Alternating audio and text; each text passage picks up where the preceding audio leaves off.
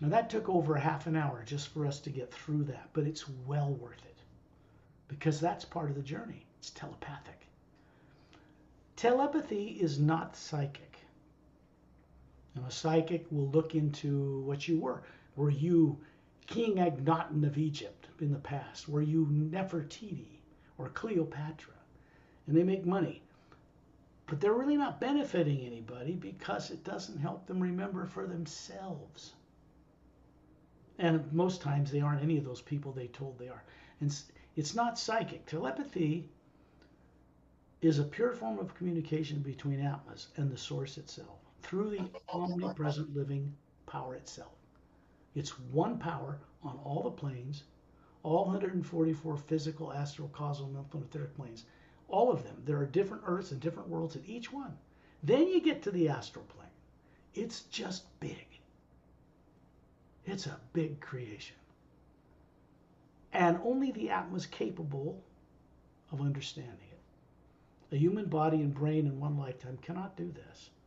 The brain is designed to run a complex neural system like the human body, but it has no ability to imagine anything. There's no group of brain cells over here with a motion picture camera that projects the images on a screen, a movie screen over here. That's not its function at all.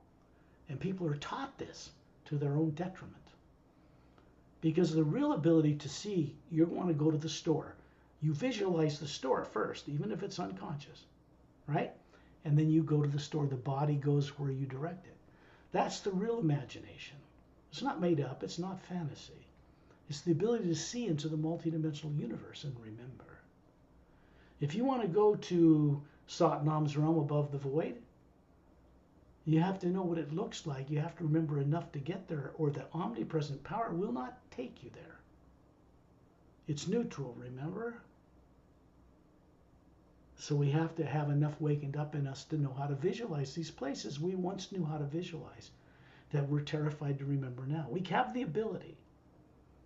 You don't need to learn it in another 5 lifetimes. You don't need to become perfect as a soul. It's impossible. You're already that way. This thing here, it has no negative nature and it never has. That's us. Everything else is in the electromagnetic field that surrounds it. It's also made of the hue. But it's in that field where implants are placed in subconscious programs. Tyrants know how to work with that physical plane energy. But they don't know how, they can't do anything with this. So even if you have primary and secondary implants and you've been trapped for 1 billion years, this has never been implanted. First thing you need to be aware of is you can't fix this. It doesn't need fixing. Each one of these teardrops in each color of the spectrum around a white core is a higher faculty of co-creative ability with Source itself. Every one of them. Many of them are just turned off, ignored, or dormant in people on Earth. They think they're a body first and they got a soul somewhere else. They don't know where it is. They don't know how to work with it. They don't even know what it is. So they believe in something. But it keeps them basically physical. And then they grow old and they pass away in fear. And the fear drives them to seek out the false security of another body. And there they go again. Fear does this. There are no answers in fear. There aren't any. It's just twisted truth. There's no genius to it. It's twisted. It's the genius of Atma's twisted so it looks like it's brilliant, like it's smart. It isn't. It's just twisted. So we don't want to dwell there. We don't want to waste our time in negative things. Therefore, there's no negative nature in my work whatsoever. And it's only through this work on this planet at this time, which is spearheading behind the scenes this disclosure to this planet, that this is revealed to people of Earth, including the first actual visual, originally created art depiction of what we look like is on the front cover of this book. For the first time. It's not even in hidden monasteries in the Tibet. This doesn't exist in the Katsupari Monastery, in hidden records of Earth in the solar system that go back millions of years. And that's not made public knowledge. This isn't even in those scrolls. It's been that long forgotten, so we want to wake that up first. You are that. And it is that that's going on the journey. Your physical body is going to go to sleep like you put it in every night without effort. You're like a master. You know how to put a complex body to sleep, which is putting it on automatic. It breathes, the heart works, the blood works, but you're not home.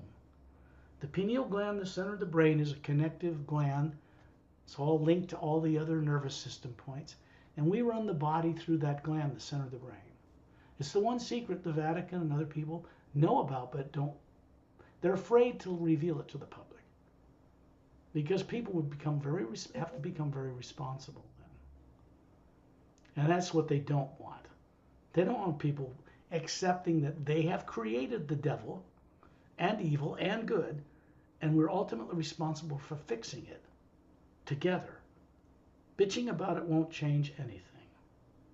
Blaming some other being for it won't change a thing. And we know that from Earth's history. It won't change it. Waking up to what we are and understanding that we're supposed to be co-creators with the source behind all life, literally co-creators, not co-slaves, not little pawns in its chess set. No, that's all negative. We're meant to be awakened co-creators with the source behind all life. The omnipresent hue sound that runs the universe is one power. It's a living, conscious, omnipresent, omnipotent, omniscient, all-seeing, all-knowing, all-present force in all the planes, all the way from here on Earth, all the way to the source itself, many planes above the void. It's always been this way. We, you, me, and Pari, come from above the void. So we don't have to learn how to get back there and become something we've never been.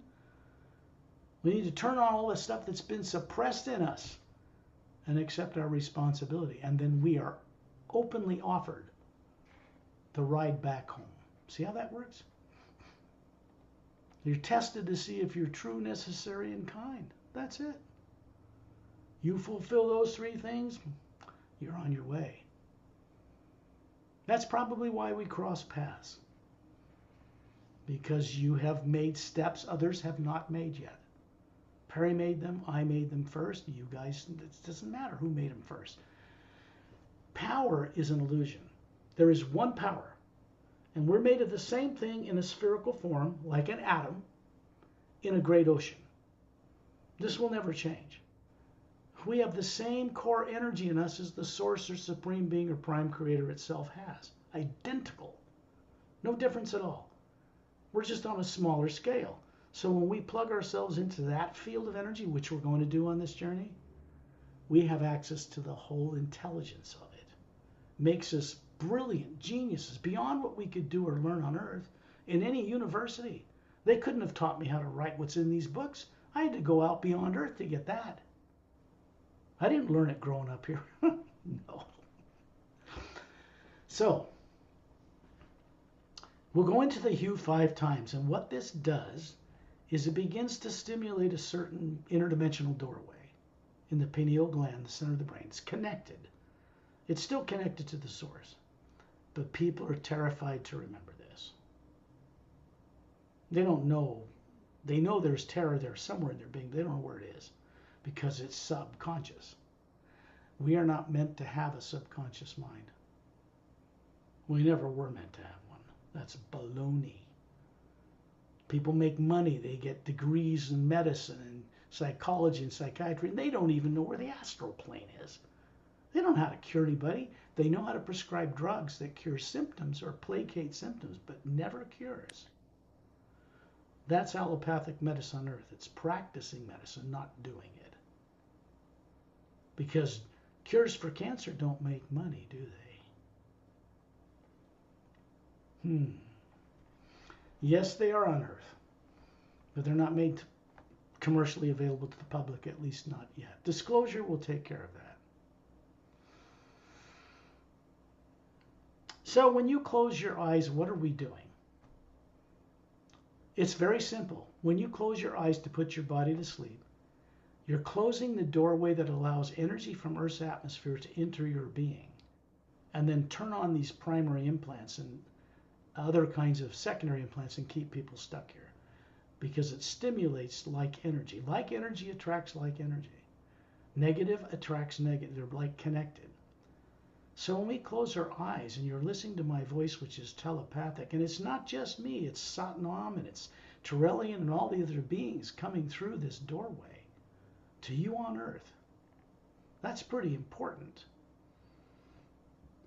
And so it's the hue expansion ray from source moving through the omnipresent hue, the omnipresent first sound behind creation, that is actually doing the miracles, the work. It has to operate as one power. When we operate in that one power, knowing it, we have access to the whole thing. The rest is just up to us to let go of the old bad habit of fear in one form or another. We picked up over hundreds of billions of lives. So how old are you? How old is Pari? Think about this for a moment. If you started out in the upper worlds at Source itself, which we go to on some of these guided group journeys, right to it, that means you're older than the creation of time and space in the lower dimensions where worlds and planets and galaxies and stars exist. We are much older than that. So we need to remember this in order to go back to the place where that exists. It's common sense. If you can't remember what it looks like to travel to Nerexilum or Zetarami 1 or the astral plane or get anywhere into the void or Satnam's realm or the Hue Expansion Ray Academy, that's stuff above the void. There's no negative nature there. We cannot bring our egos there. They will not go into the void itself. They are left turned off with the sleeping bodies in the 5 lower dimensions: etheric, mental, causal, astral, and physical. We're actually multi-dimensional capable beings. We're running that many bodies right now so that we can learn how to be co-creators on all these different dimensional levels. The purpose originally was to make the lower worlds of fear and terror and torture now.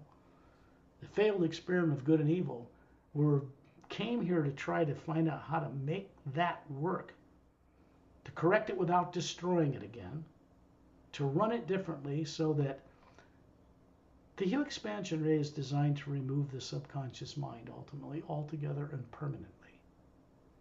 That's what it's designed to do. It cannot break its own law. So it does this as we're ready and we move forward to be courageous enough to accept responsibility as co-creators. And then we get this help from masters. We get unseen help, people call grace, where they lift us over a hurdle we can't do on our own. But they will not do that for any of us until they know if their gift is given, we will keep it. Think about it. That's common sense of mastery.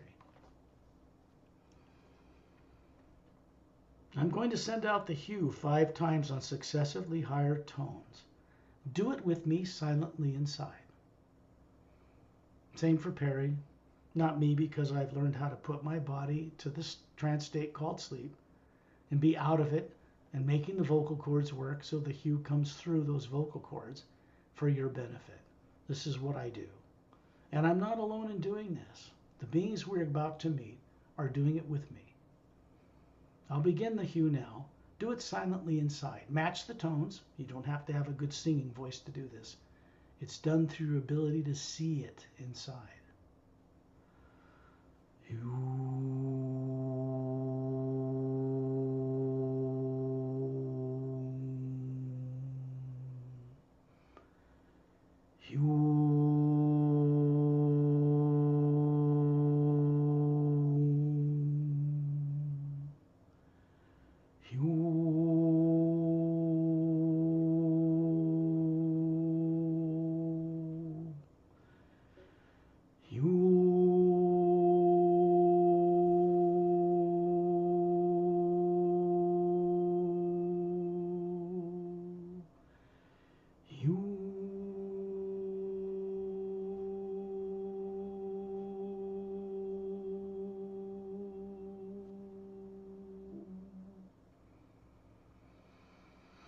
What we do during this brief time is make a connection as an Atma, not the body, not the brain. We make a connection from where we are running a body on Earth to the source itself. That's right, all the way up through Satnam, Hue Expansion Ray Academy, up through the many planes above there, to Agam Purusha's realm, who runs the raw power of eternity, and into the source itself. Now we're going to be returning with source energy after this journey. We don't go to the source generally on primary implant reviews. It's a focused work done in the physical universe on aboard a mile-long cylindrical spacecraft. And there are master teachers on those craft, which is required for them to go in space. These people on Earth don't understand this at all. They really don't. And so the technicians like Shantiel and Tonatiel start by hovering near you. And what you are, you're a spherical atma hovering near the ceiling, looking down on your body. You're usually like that, but you don't remember it. There's that fear again. You're really this spherical being looking at your body. That's what people call soul, but they don't know what it looks like or where it is. They still think incorrectly they're a physical body. You have not now, nor have you ever been a physical body. No matter how elusive and how much Maya or illusion is thrown at you, how many times you're killed, it's still true. You'll never be a body. Bodies are machines. Even the most advanced Norexilum, Zetronami 1, Zentronamus bodies that are immortalized for millions of years, they're still machines. It is the conscious beings that immortalize them that run them. They are not traps for the beings that run them. They're do it for service for all their people on all their worlds, which is why they choose to immortalize a body. They're not stuck in them. So, the immortalization of a physical body, there are two types really. One is where you immortalize the DNA simply by using a precise sound frequency to turn on a specific function in the twin-stranded DNA. And that is the telomere at each end of the DNA. When it's turned on properly, when the cells divide, it does not shrink. You do not age. The energy that's running the body is the hue itself, so you can't deplete it, except in negative thought. Then you can. So, the hue expansion ray is the one power in which we all live and move and have our being, as Atmas made of exactly the same thing. We are connected together. We are individuals. The source itself is not an individual. It is a nexus of all Atmas that exist in all of the multidimensional creation. You can speak with it. It can manifest a kind of a person, but it's not an individual. If we became it, we would cease to be individuals. We'd be the omnipresent power. That is not our purpose. So we make this connection. You're hovering near the ceiling. You are one of these beautiful spherical Atmas. And Shantiel and Tonatiel look to be about 36, male and female, from the Galactic Alliance, have left their bodies aboard the Emerald Star Cruiser, stationed in the ice rings that circle the planet Saturn. They actually leave their bodies to go on do this work because they know they have to meet you and escort you with me, my guidance, and other beings to this cruiser where you will sit that. This is what you're seeing. Up near the ceiling, you are projecting about a 36-year-old male body that looks flawless. It's not made of atoms or energy or molecules. It is a projection from the white core of the spherical being you are. You know how to do this before the lower worlds of time and space were even built. It is a prototype. This is where humankind of forms came from. They were based on Satnam. That goes back before the history of the lower worlds. And so the body form you show each other, which is how you identify yourself, other than just being a sphere, looks like this, but it's ageless. Perfectly handsome if you're a male, perfectly beautiful if you're a female. Now this is remembered that we can do this and we can see it as soon as fear is shut off. Shantiel and Tonatiel are spherical beings hovering beside you, projecting a similar body. They're in Galactic Alliance uniforms. You're just well dressed. But you used to wear one long ago. not new to you at all. When you knew how to pilot spaceships yourself, when you were a scientist, because you were. Not only a spiritual scientist, but in the physical universe, vastly more advanced than people on Earth. You were already that long ago. So this is what needs to be recovered in us in order to go further. You're looking down at the body, there's a pale white golden light gently raining down like fine mist through you, down through your sleeping body, goes out through the walls where you live, and it goes into Earth's atmosphere to begin to charge it, and begin to contact certain beings, to help them cross paths with the first sound behind creation, the hue. Because when you do that, you cross paths with it and it cross paths with you. It is not reversible. It can no longer be reversed. The U expansion ray only works in one direction, and that is to impart a certain wisdom as it passed through you, on its way for the benefit of others, so that your recovering of yourself and your purpose is permanent. Eventually, the entire subconscious mind will be dissolved and neutralized away because we don't need it, we don't want it, it's not necessary. Anything subconscious is where things can be stored to misdirect you, pervert you, and twist you. That's outside of the Atma, not in it. When we do secondary implants, they're removed from the energy field surrounding you, not you.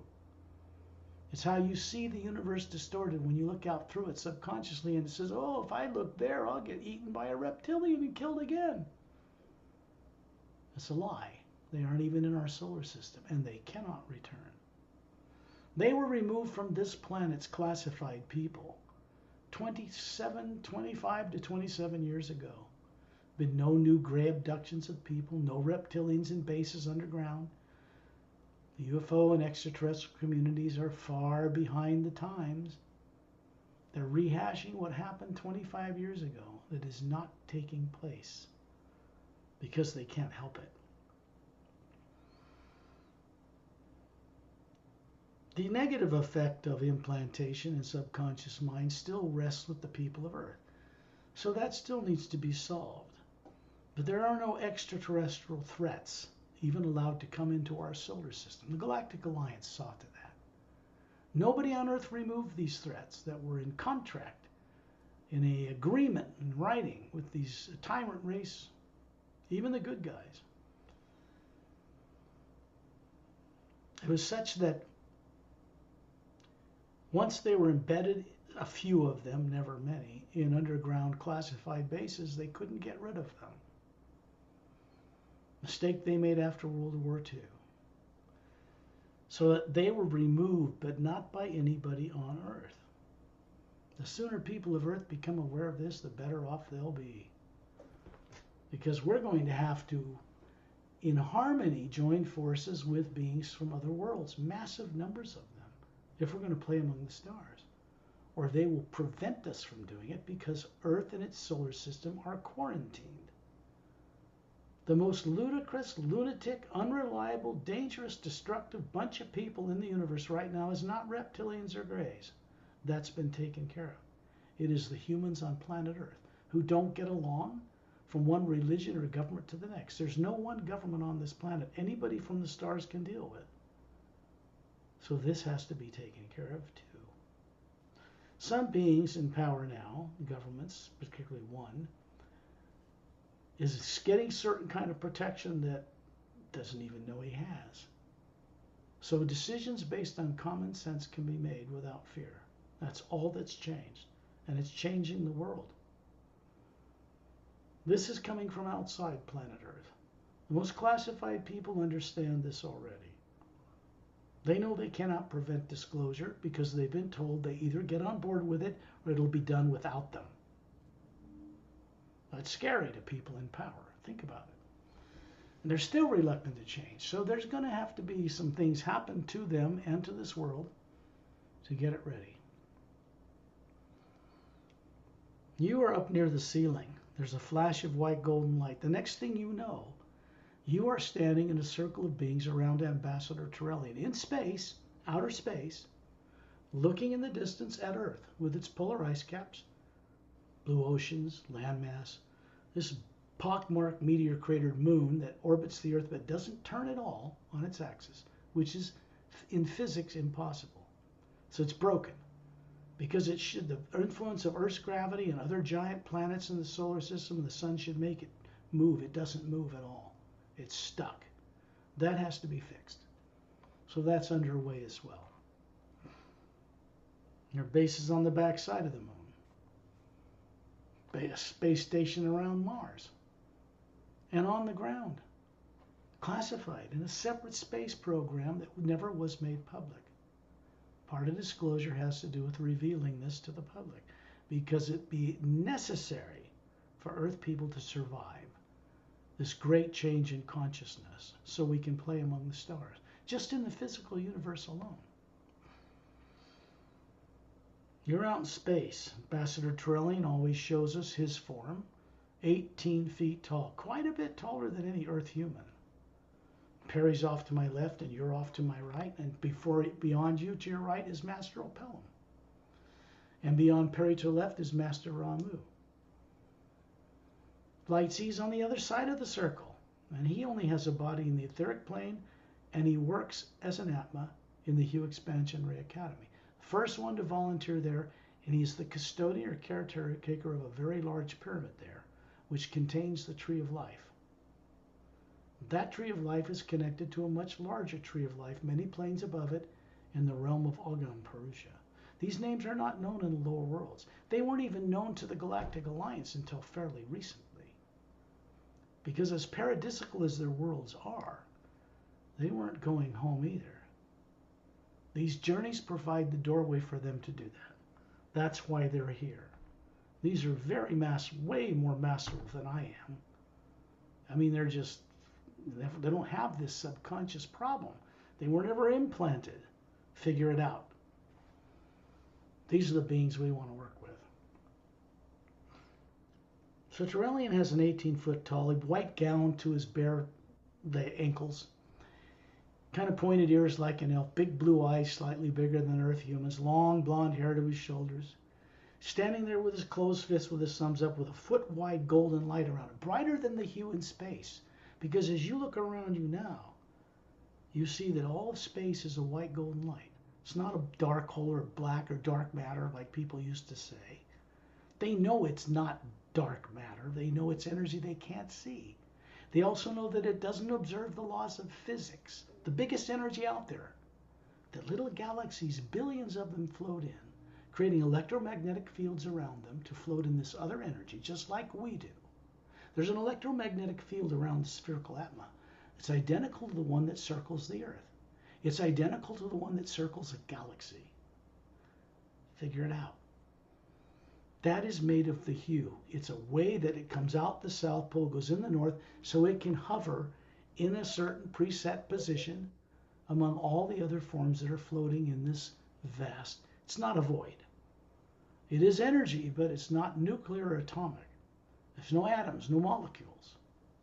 That's why people on Earth call it a void, because they're ignorant. They don't know what it is. More advanced spacefaring races know how to work with that energy to get around the universe without having to observe some so-called limit of the speed of light, because there isn't one. That was made up by people on Earth observing light in Earth's atmosphere. Pretty damn self-limiting, if you ask me. So they think that beings can't come here. Nobody can get here because it's the speed of light and take them billions of years. I got news for you. It's instantaneous. The communication between other galaxies in light and us is instantaneous because the communication network is not made of physical matter. It does not have to observe the laws of physics. It is the source behind and supporting that. It's just like we are.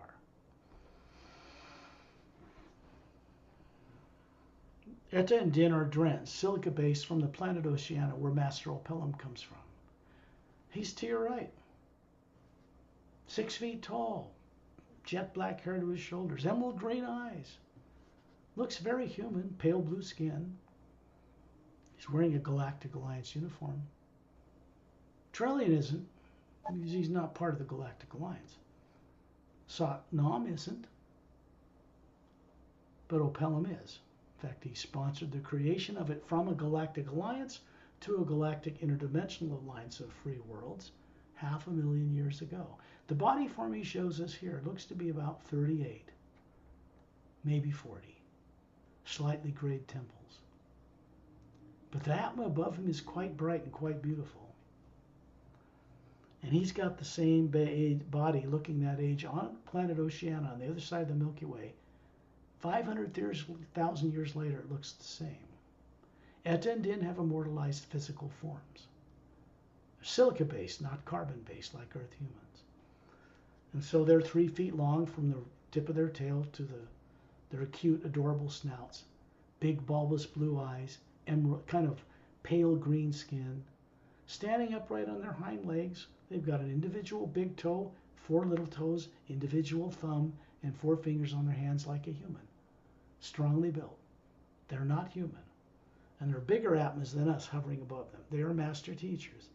I first met Eta and Din 100,000 years ago when I was Captain Kalem and part of the Emerald Doorway book that has been written and published on this planet. So I've known them a long time. I adore them. They exemplify the greatest traits of human beings that humans on Earth don't even yet understand. And they aren't even human. So they go with us voluntarily on these journeys. The Galactic Alliance personnel, like Shantiel and Tonatiel, there's a couple beside Pari, Satnam and Terrellian are beside me, while he's also standing in the center of the circle. Terrellian can be in 7 places simultaneously, carrying out whatever he needs to, a manifest of form 18 foot tall, and do what he needs to do. And then when he's done, he puts it away. He breaks down the molecular bond of 12-stranded DNA and stores it in one of the teardrops right near the central core of what he is as an atma, which is very evolved, larger than us. He serves as the central focal point for these journeys. Because he doesn't have an astral, causal, mental, or etheric body, or even a physical body. When he wants an astral body, he mocks one up and he walks around the astral plane. That's freedom. The reason he's here is because the hue from source moves through his closed fist with his thumbs up, through us, and it rubs off on us as it passes through us. It's like a gift. We begin to become and realize that we have the same potential. There are beings far more evolved than Terrellian called silent mentors. They run the mechanics of creation. All the dimensions, all the galaxies, all the planets, all the suns, the void, all the planes above it, to the source itself and several planes above that. One is the realm of the silent mentors. The one above it is called the hue expansion ray plane. It was brought into existence to manage a new order of kind of energy moving through the omnipresent hue. The first sound, the audible stream of conscious luminous energy, is both visual and it has a sound. In space where we are, it sounds like deep humming, almost like rumbling thunder. Not frightening, no lightning, but it's the sound the physical universe makes. The atma can perceive it, hear it, see it, travel on it. That's what we're doing. Your body's in the trance state called sleep because that's easy. You know how to do that. But it's being run on automatic, and you have a connection to it that cannot be penetrated by anything negative in the lower worlds. And it's running your body while you get to go on the journey. But it's not just your physical body that's doing this. The astral, causal, mental, etheric bodies you have running different lives on those planes are either sitting in a chair, lying on a beach, or laying on their back, and their bodies are asleep too. Because you're the one atma running them, and you need to be whole and complete to go on this journey. Because when we return, you'll be bringing this pure positive energy back through the etheric, mental, causal, astral, and physical bodies, through you for your benefit, and then on its way for the benefit of others. It's never done selfishly. Doesn't make you a doormat. You're benefited as well.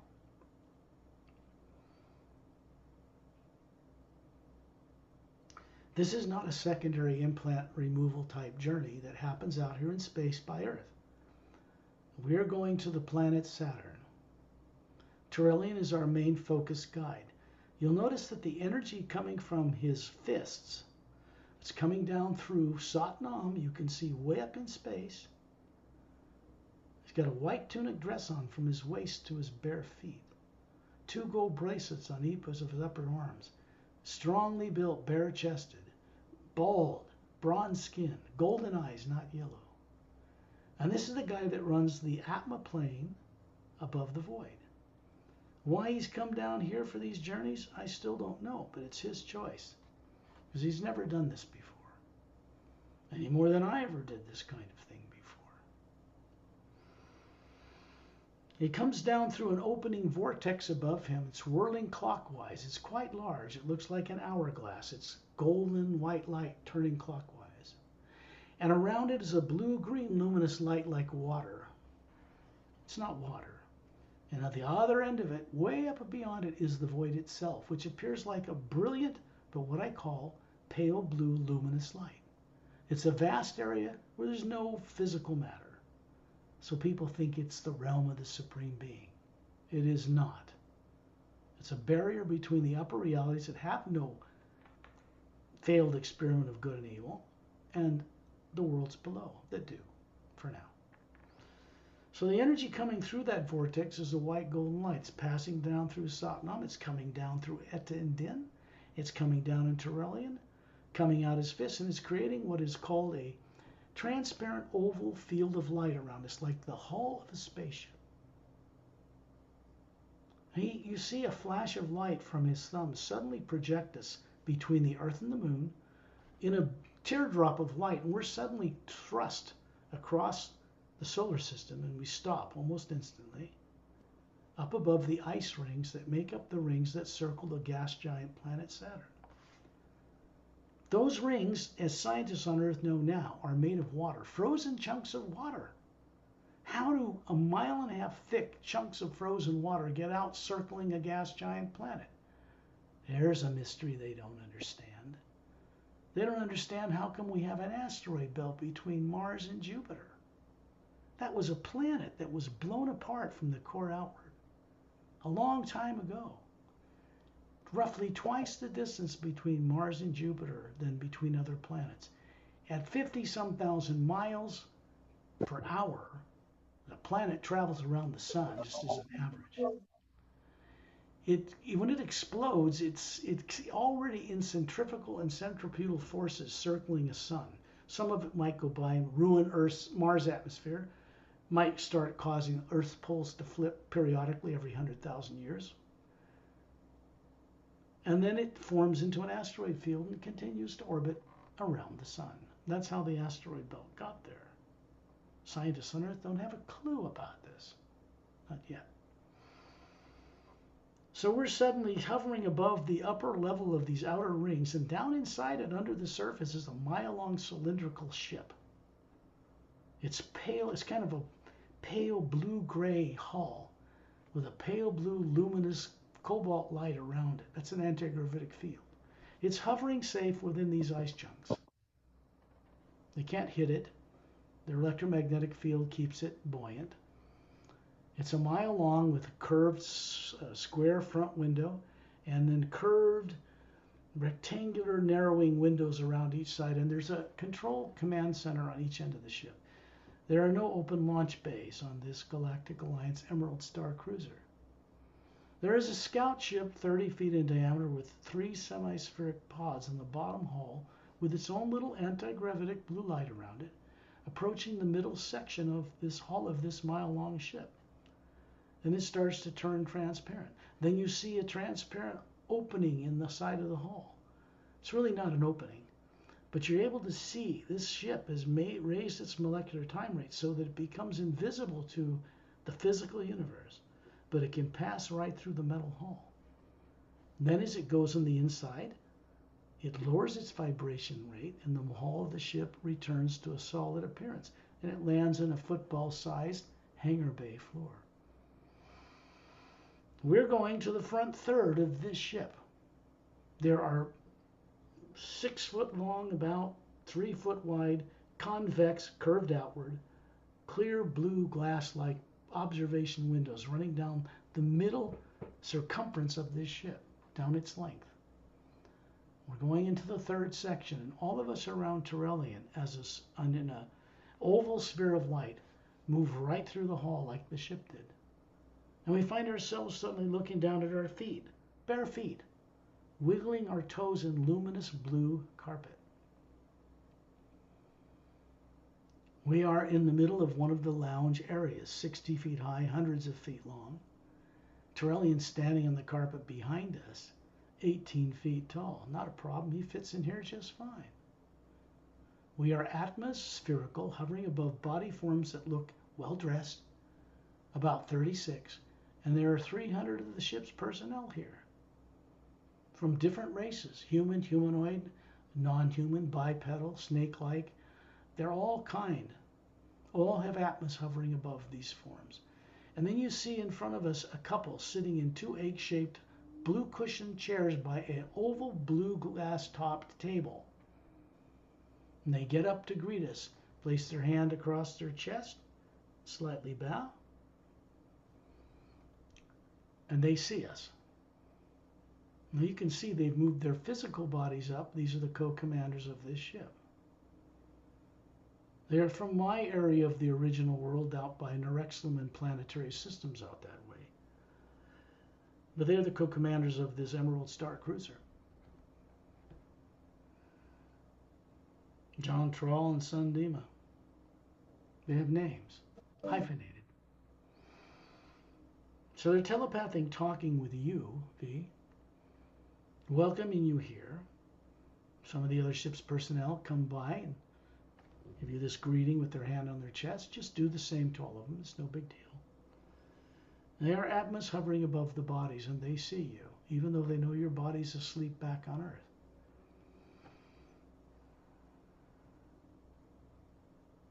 To the right, there's another couple sitting in these same egg-shaped chairs. And then you see them open their eyes. Obviously, their bodies were asleep.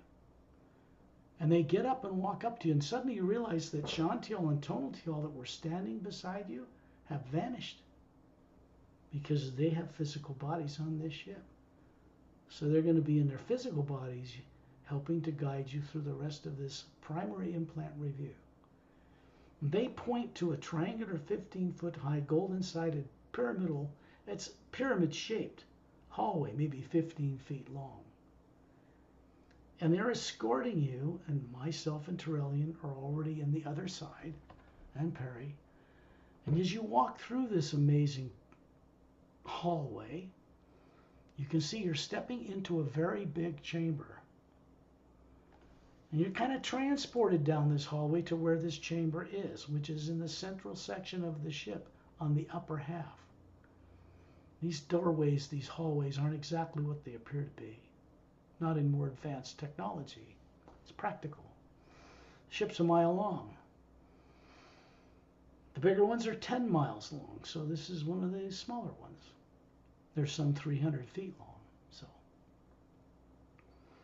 you're in a 50-foot high, 50 feet below, spherical geodesic type chamber, bisected in half by a quartz foot thick, radiant, transparent floor. Turelian's standing off center behind, and he's pointing to what's called a dodecahedron chamber sitting in the middle of this chamber, exactly in the center. It's like 100 feet across. I don't know how to explain it. Yeah, in diameter, it's a sphere. The dodecahedron chamber is made up of pentagonal or five-sided clear windows covering its surface. In the center of it is a white leather-like chair. There is a curved console, a third of the size of it, in front of it. It has rectangular patterned crystal faceted controls lit up, and it has walls around the bottom of this 4 feet high structure, or octagon shaped panels, basically how it's built. Shantiel and Tonaltiel are walking with you over to the left of this chamber.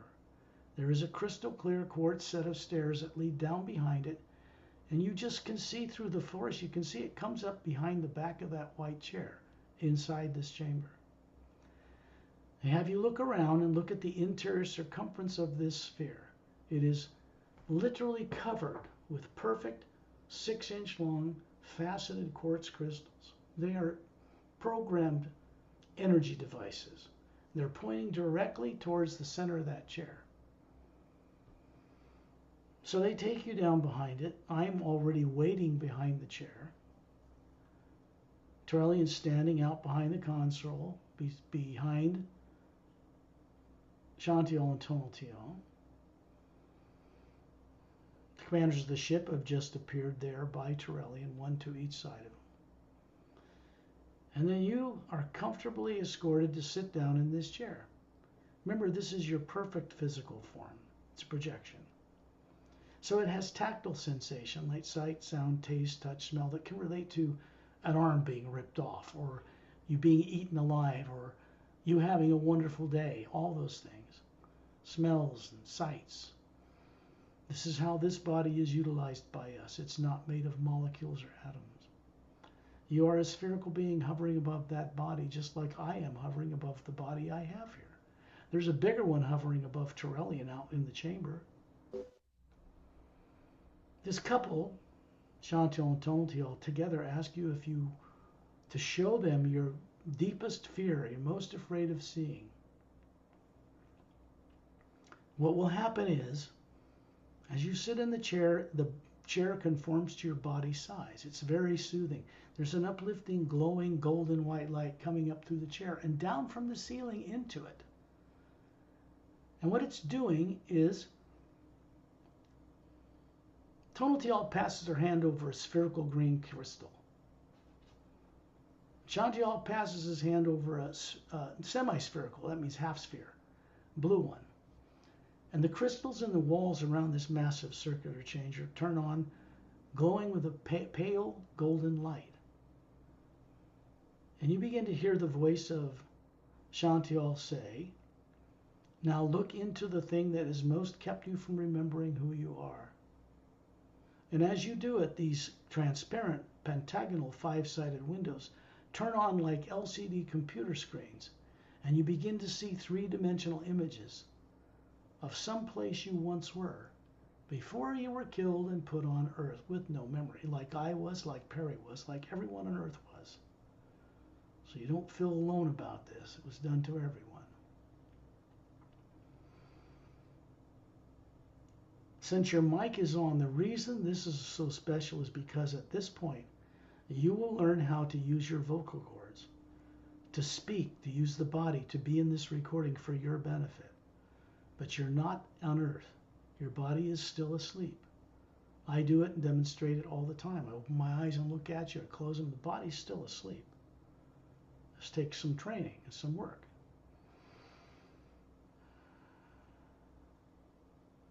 And you begin to see a series of worlds projected all around you on every screen. You don't see the control console outside, or Chantiel and Tonatiel, or Terrellian, or the commanders of the ship anymore. And you hear the sound of a high note of a flute.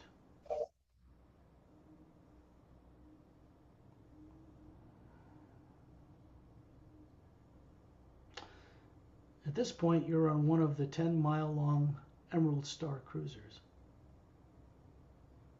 You're wearing a Galactic Alliance uniform. No big deal. Almost everybody on Earth was that one time or other. It has a silver golden galaxy on the upper chest area. It's a 4-sided, golden-sided quartz-capped pyramid hovering above the bulge in the center of the galaxy. And above that, 3 cobalt blue stars in triangular formation. It's a symbol for the Galactic Interdimensional Alliance of Free Worlds. When personnel from this ship witness this and go on these journeys, they communicate it to 450 million spacefaring planets, hundreds of billions of beings. And they all get the experience, which gets them going on these journeys above the void, because they don't need to straighten out their physical lives or astral or any of that. But they do need to do what they're supposed to be doing and help less evolved planets of people that are stuck get unstuck.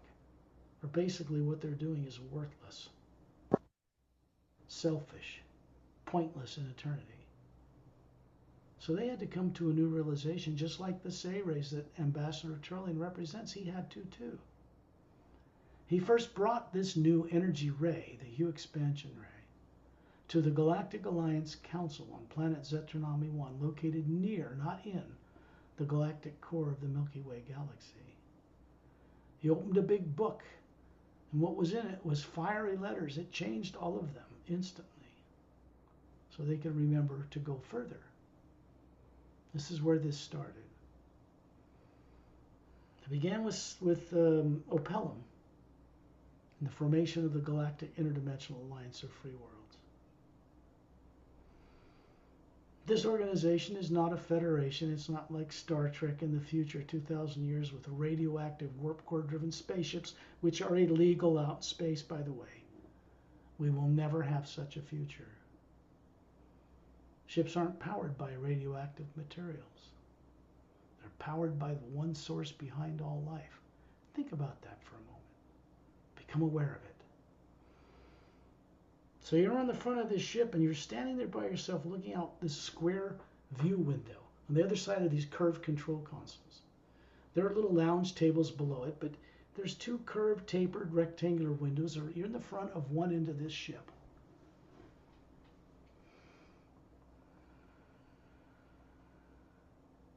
You're a captain of this ship, not the admiral. He's not here at this point. So you know about this space travel stuff. You lived in a body for many thousands of years before you decided to leave it. It didn't age. I think you had 3 wives in 7,000 or 8,000 years, as far as I know. That's neither here nor there. What matters is that you weren't then who you are now. You're watching something. You have a cup of tea in your hand and you're simply watching the approach of this 10-mile long ship. And it's headed towards an outer planet in the Galactic Alliance. It's a big blue pinkish land world. That's the best way to describe it. Probably the pink is maybe some copper or some other mineral in it. It's not like copper red, it's like copper pink. It's a big world. It's generally 5 or 6 times bigger than Earth. It has 6 planets orbiting it at different distances. Size of Earth or bigger. No polar ice caps on any of them. And you realize as you're approaching this system, because this ship moves faster than the speed of light anyway, you're looking at a trinary sun. In fact, this is a quadruple sun system. 4 suns. Quite common in the Milky Way galaxy. Big one at the center, blue, yellow, red. Yellow ones are blue or yellow or red out further, and then there's 4 of them. The smaller ones orbit the bigger one. The big blue white ones are the young hot stars. And so this system, which is the 6th planetary system out from this quadruple sun system, do not have polar ice caps because of the effect that the 4 suns have on the planetary cultures, which, by the way, are far more advanced than Earth humans. Earth humans didn't always have 2-stranded DNA. They had 4. Where did it go? Who stripped it away from people on Earth? How did they end up passing on 2-stranded DNA and genomes from generation to generation shut down like that? Well, this is the stuff that terrorizes people on Earth to remember it. So they have religions. Nothing wrong with them, but they're meant to provide a way for people to leap beyond them into direct knowing, because otherwise nobody on Earth ever becomes mature enough to be trusted with freedom in the multidimensional universe. They're babies, childish. They're not willing to grow because they figure if they're already saved, why do I have to grow any? It's not bad or good, it's just the way Earth is right now. It's not normal. It's not healthy, ultimately. People aren't meant to live 100 years if you're lucky. It's a joke. It's not the way the rest of the universe is, where the bigger God is that they pray to. It only makes common sense that people on Earth should know what the bigger God outside of Earth is. That's just common sense. There's no negative nature in this work. It's not here to take over the world. It's not here to take anybody in or out of any religion. It is here to raise the vibration and knowing of all those people, for their own sake. Many people are taught to believe in an Armageddon. Blow the world up and then we go to heaven. Nothing could be further from the truth. It's irresponsible. It's childish. Isn't the way the higher realities work above the void anyway? You're sitting in this chair looking at these screens, but you're not even in the chair anymore. You are the person standing in front of that observation window. The atmosphere hovering above you here. Same one that's hovering above your body on Earth. Same one that's hovering above your body in that chair. You're stepping behind this control consoles near the front of this bridge onto a circular blue disc platform. It's a teleportation unit. And you are going to take a solo, meditative, almost Buddhist-like trip to an outer planet. There's not much there. There's some buildings, there's a few things in caves, and all the ocean on the world you're going to is glowing because it's normally charged with the hue. So you're going to the fifth planet, orbiting this big central planet that's orbiting this quadruple sun system. It's a little further out. You step on this thing and you add to a lieutenant sitting behind a control, and they touch a crystal, and you go up in a white whirl of golden white light, and you appear on a similar pad by an emerald green glowing lake. You're on the surface of this planet, and the lake glows because all H2O on normal planets is charged to glow a foot above the water, and they're always calm. In the distance, you can see a blue-green ocean. Just like there's a big shoreline, big curved one out in the distance away from this lake. Beautiful blue and green, kind of luminous trees because the water in them glows. They look like giant oak trees, white. And behind and around them are these giant redwood trees, a mile tall, just gigantic. But these aren't like trees on Earth. These are where redwoods on Earth came from, way toned down, you understand. So you're like this biologist, electromagnetic physicist, scientist combination kind of guy. Everybody's cross-trained in the Galactic Alliance, both medically, physical medicine, biological medicine, what people on Earth call nuclear physics, but it's not nuclear because their physics is more involved with that energy that is everywhere. That is not physical matter. You step off this platform, you're stepping onto a blue, luminous, sandy pathway. It winds around this glowing lake. It's an oval. Behind you is a circular mountain range, semicircular. It's blue stone with white snow. Very beautiful. It's about 78 degrees all over the world on this planet. In the distance, you can see the 4 suns, different places in the sky in the daytime.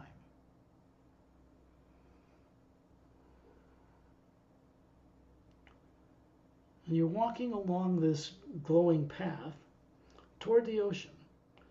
In about 100 feet, you come to another blue disk and you step on it. It transports you up to the small few mountains that are off to the right of the ocean that have a kind of a blue stone, no snow caps. And at the base of one is a perfectly formed cavern, oval shaped. And you can see lights leading into it with small dome-shaped lights leading inside the cavern. And you're suddenly inside the cavern, looking at a big curved 10 foot, 12 foot wide, 12 foot curved holographic projection, a screen. And you're touching some controls, and you're looking at the entire planet represented on this screen. The next thing you notice is something that shows you there's a ship that shouldn't be there hovering in orbit. And this sets up an alarm in your being. And then you become aware that you are not alone in this cavern. Somebody has snuck here. They knew about your journey. Somebody gave away your route. Like the cowards they are, they sneak around because they lost the war 500,000 years ago anyway. And the Galactic Alliance has kept them policed, but they still break the treaty all the time. That's coming to a permanent end. And now you take over from here. It's important that you use your vocal cords and have the courage to speak because you are in a chair. You are an Atma. You are surrounded by master teachers. You are safe.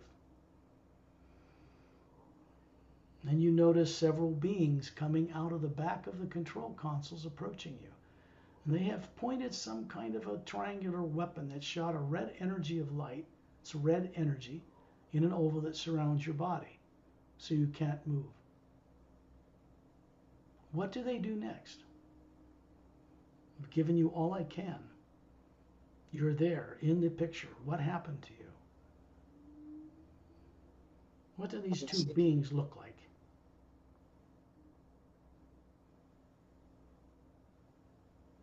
See.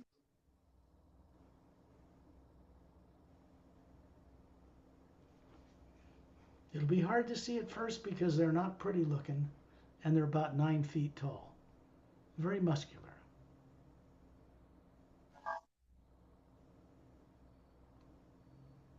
Now, keep your eyes closed and use your microphone so you can talk into it. That's okay. It won't hurt a thing. Your body will do this. You're directing it. What do you see?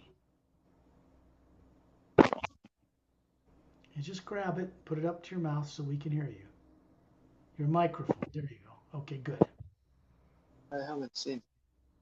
Fine. What do you see?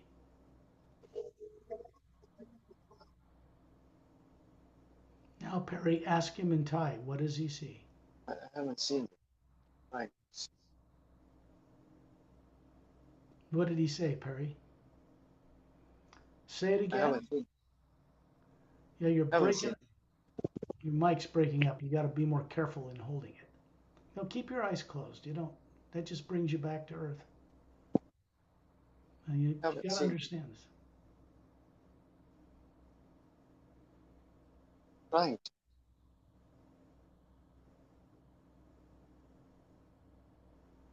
Okay.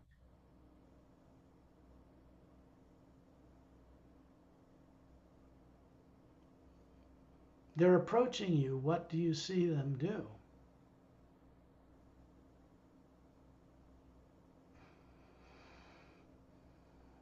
Not.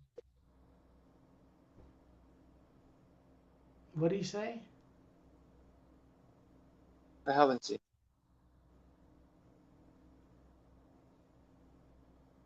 These are tall beings. They are not human. They're very gruesome looking.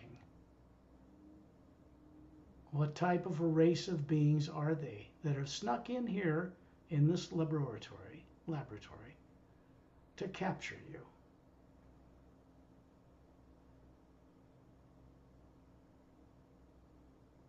What do they look like? Have courage, speak it. You know what it is. I haven't seen.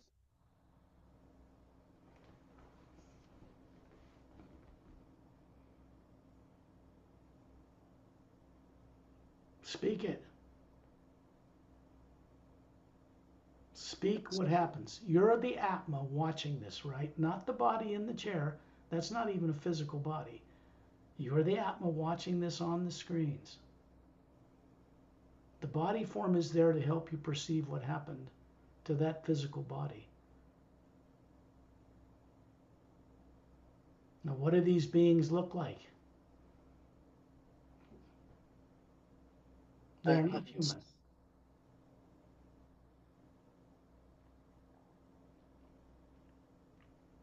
You can do it. Trust yourself. This is what happened to your body a long time ago. It ended up putting you on Earth with no memory. It's a primary implant review, not you going through it again in the body you have on Earth. No. You're safe.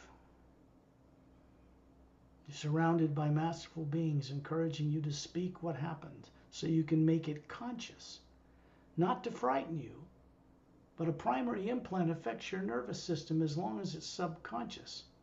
It misdirects you to stay on Earth. Once you make this memory conscious, you have greater power over such things, greater ability, greater intelligence, higher IQ. As you begin to bring back the wisdom you had in that life to the one you have on Earth, do you understand this?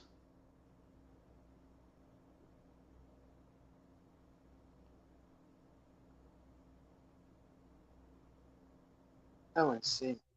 I'm trying to find. What did he say, Pari? Your mic's off, Pari. You got to turn your mic on.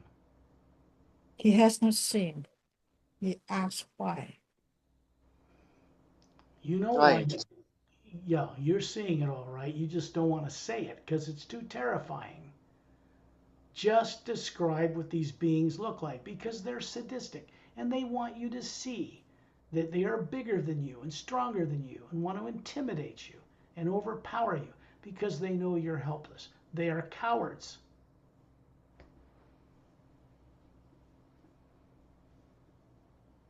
Trying.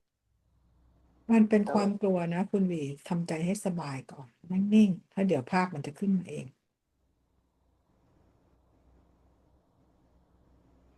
What kind of being would be 9 feet tall, very muscular, not human, that would want to kill or eat a human?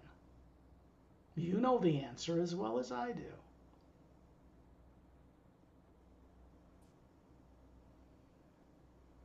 You see what a primary implant does and when I stop doing them very soon altogether? It's such a big leap for people on Earth to have the courage to remember so they can remember all of who they are. And that's the purpose of this. To help you remember something you cannot remember on your own. You make the primary implant conscious and it can't affect you or control you anymore. It's just that simple.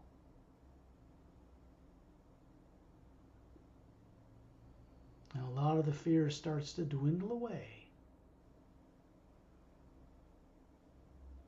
What do they look like? I will help you this far because you refuse to see it. It's just the implant talking. It's not you. It's not the Atma you are running that body, holding that mic to your lips. It's the implant talking. You can't see. You don't dare see because we'll kill you and eat you alive again. That kind of a voice. They have long split tongues and they'll lick the side of your cheek and then hiss at you and talk sadistic nonsense into your ear to frighten you. What kind of beings are these?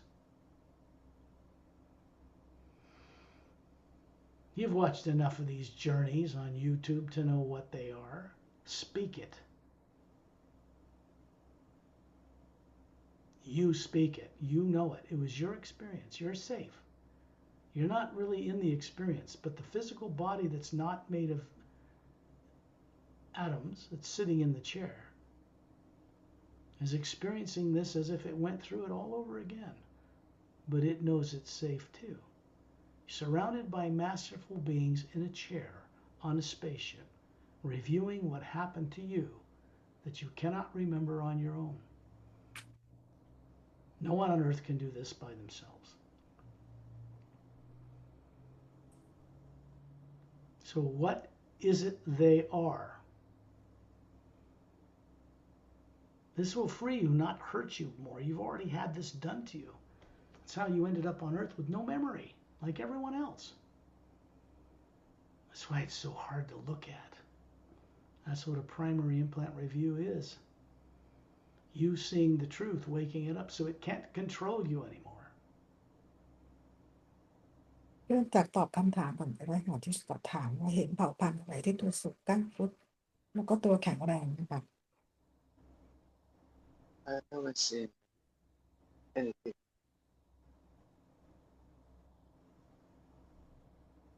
That's fear talking. That's not you. Of course you see. Let me ask you something, V.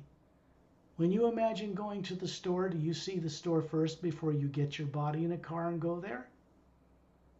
Of course you do. You don't have a problem seeing things beyond your body, but you're terrified to see things beyond the earth, right? And that's why you say you can't see. But you already know what they are. You already know what they're about to do to you. It's terrifying. But it cannot be done to you again ever. This is a review of your past. Remember this.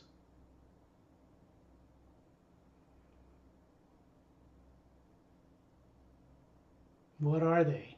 Speak it. Be bold. Be courageous. Step out of this nonsense. Let go of it. You know what they are. You mean reptilian? Of course. Was that so tough to say? Not really. But it scared you to death to speak it, didn't it? Afraid of what the outcome will be. Terrified that it might be done to you again. I'm trying to get this across to you telepathically. That kind of thing has been eliminated from our galaxy. The reptilians are back in their home worlds. Little grays don't abduct people anymore. That's over. You're left with the negative effect. And now you want to wake it up so it will not subconsciously control your actions any longer. And what do those reptilians want to do with you? They don't want to just kill your body. They want to whisper sadistic little things in your ear and terrify you, and then kill your body. It's not the body they're after. They're after the Atma hovering above it, and they can't touch it. They can't control it. They can't implant it. But they can put a heavy electromagnetic field around it, take it to Earth, and compel it to run a body after kicking its former occupant out of it, and then compelling you to reincarnate over and over again with no memory. That is what a primary implant is designed to do. So what do they do to you? You know they're reptilians. They're 9 feet tall. They're not just going to have tea with you and feed you a meal. You'll see your arms and legs spread eagle, strapped with red energy bands to a cavern wall. That's what they always do. And they come up and talk to you in a sadistic way. They have long, retractable, sharp claws, 5 thumb and fingers like a human. They're bipedal. They stand upright. They have violet eyes with red slits like a cat. They're nasty creatures. You must understand something. They were once vegetarian before their white-winged cousins perverted and implanted them far worse than you ever were. To use them as remorseless tools to go on rampages and attack and create a galactic war. That war came to an end 500,000 years ago. You were caught up in more of a Cold War because your time as a captain was long after that war came to an end.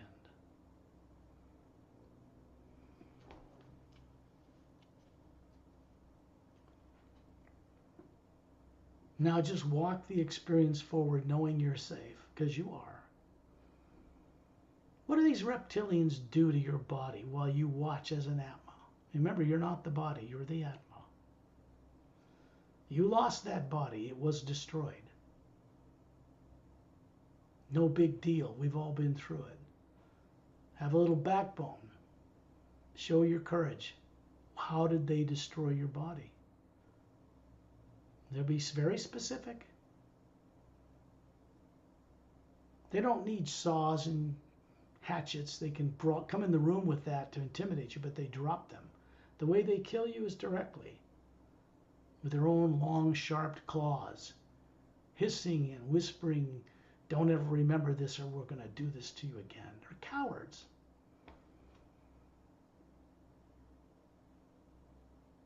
So what did they do first after they were busy whispering in your ear? Their voices are like, remember this, human, puny thing. If you ever remember this, we're going to do this to you again. That kind of stuff. Subconscious, right? So you're not aware. It's being whispered at you when you're on Earth. What do? I'm not going to spoon feed you this last part. You have to speak it. Your experience. This is what makes it direct for you so that you're more intelligent, higher IQ, and more capable of controlling these negative influences when you return to your body on Earth. That's what this is for. And you can do it. Just as simply as you said reptilian, you knew it. You're sitting in a chair. The Atma you are is hovering above it. Taurillian's out there. These masterful beings from the Galactic Alliance and your guide Shantil and Tonatiel are standing beside the chair, to each side of it, watching the same thing you are. They didn't have to go through this. They were never caught and implanted. These are the beings that are helping you through this. They're friends. Like me and Pari, we care about your recovery. But you're not going to do that without being able to confront your own past and master it. You got to get over the idea that they killed the body because you have a different one now on Earth. You've had quite a number between this experience and where you are now. No big deal. V, what did they do to you? There's two of them. One's taller than the other. What did they do?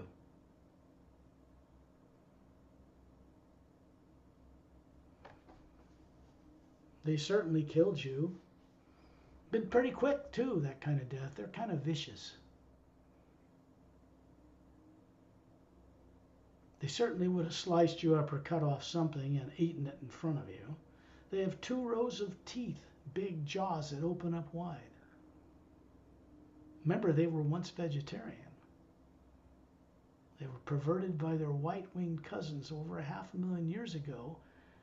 At the end of a 100-year war, these vegetarian reptilians were conquered, and they were implanted to be the remorseless revenge tools of this other race. They started a galactic war. They lost. Been a Cold War going on ever since, which has come to an end already. Now you're here amongst masterful friends to help you see how you were killed. That's a primary implant. It's not a joyride in paradise at Disneyland.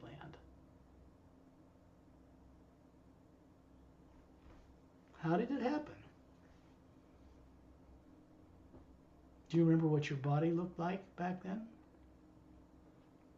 7 No. feet tall? You were tall compared to an Earth human. Go ahead.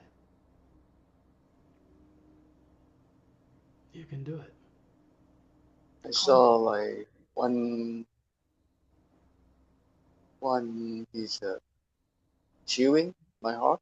I'm not Yeah. sure. Yeah. Probably Really? probably ripped it right off, right? I saw the picture that he's chewing my heart. Yeah, swallow it That down its throat. looks smaller. Yeah.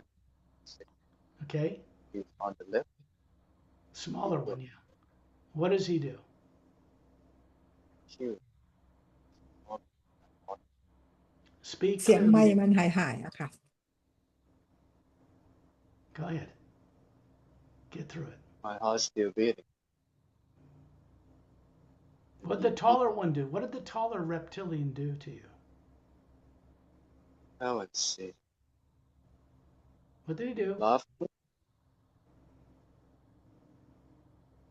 Laughing.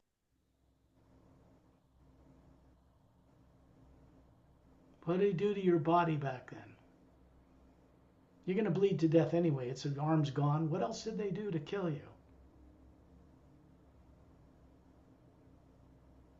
You're dying now in that life. You're the Atma watching this body being destroyed. It's a machine. It's a very advanced one, but it was just a biological body. So what did they do? I'm not sure. The second bigger guy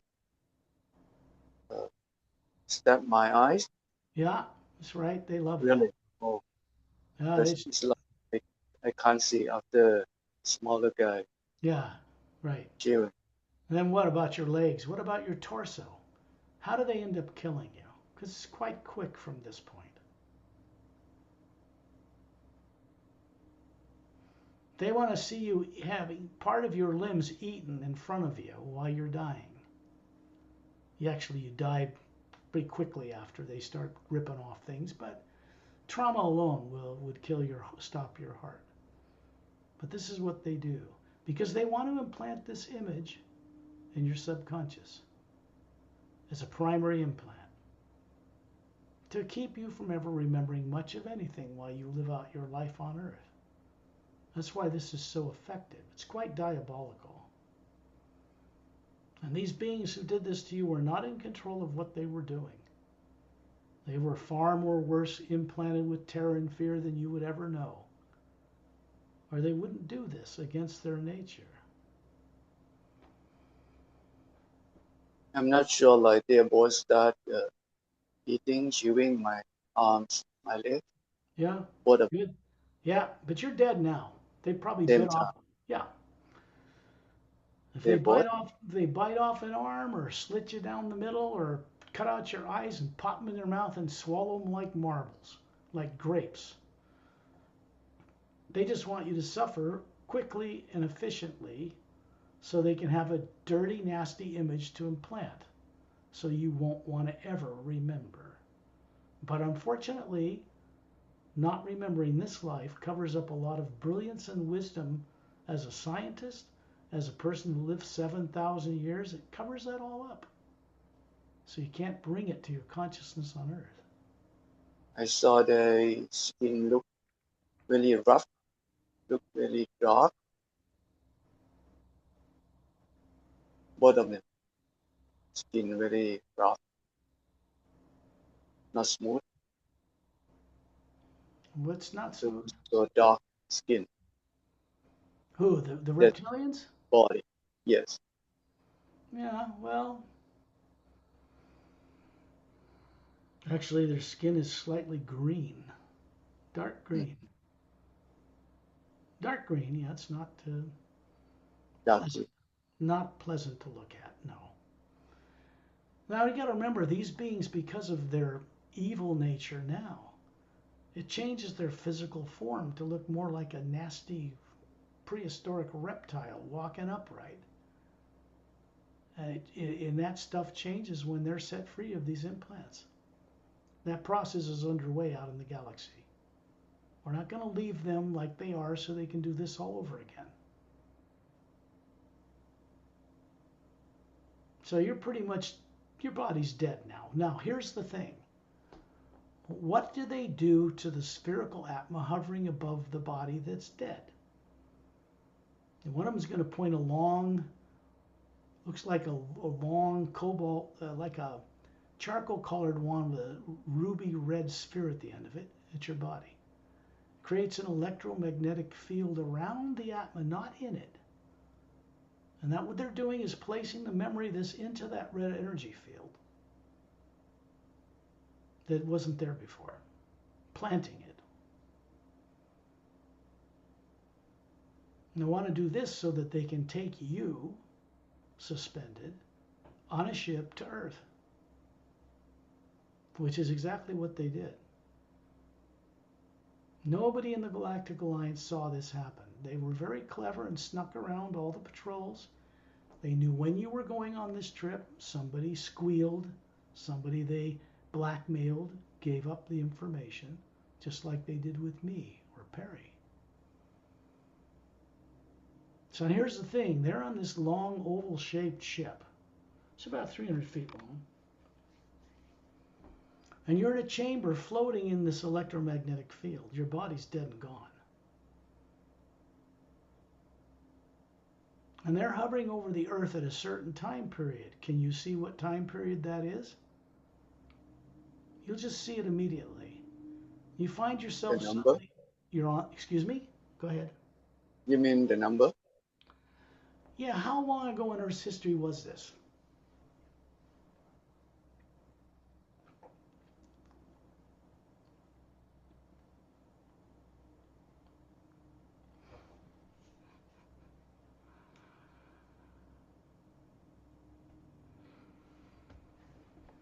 It was a long time ago. There's a culture on Earth that was here before Lemriel and Atlantis, 240,000 years ago. And the poles were different. There was a culture that looked almost like 1500s Europe.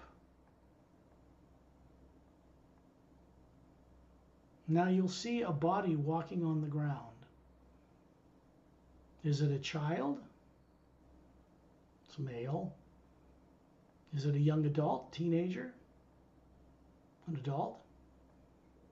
And the atma you are is hovering above it. There's a red energy field surrounding you. So the implant's there. It's making you forget everything you knew. And the being that was in this body was kicked out of it. Couldn't hurt the atma, but they can force it out. And then they have you take on the memory of this being and start to run this body on Earth with the compulsive program to reincarnate over and over again on Earth with no memory. This is changing for you now. What do you see? A young boy, a teenager, or a man?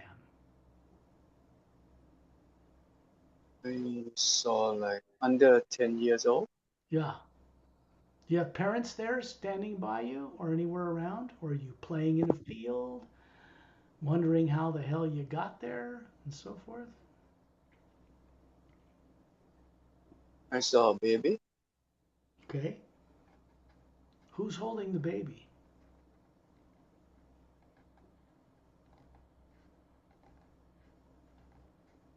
Mom, Yeah. So you were white young. cloth, Excuse me? white cloth, Okay. Caucasian? Yeah. Now, there's nothing sinister full about hair, Okay. long, golden hair, smiling, looking at me. Okay, now you are running this young body as if you were born, but you were brought here and compelled to run that body with no memory. Your parents don't know this. You lived several hundred years in that lifetime because this was a different age on Earth. And you passed away of happy old age, married with kids and all that kind of thing. But then you ended The, up somewhere the else in question you asked, I saw the number 750,000 years ago, something. I'm not sure. I saw Well, them. it's actually 450,000 years ago. It's because 750 would put you prior to the creation of the Galactic Interdimensional Alliance of Free Worlds. And there weren't any reptilians at war with that lost a war with the Galactic Alliance that long ago. So it's within the last 500,000 years after the war ended. This primary implants were the misuse of technology created by a human world of scientists who did it to keep beings from ever getting a subconscious mind. That world was conquered early in the war. And then they perverted those scientists to make implants trap and imprison people in fear. That's where they came from. That's what an implant is. The misuse of science.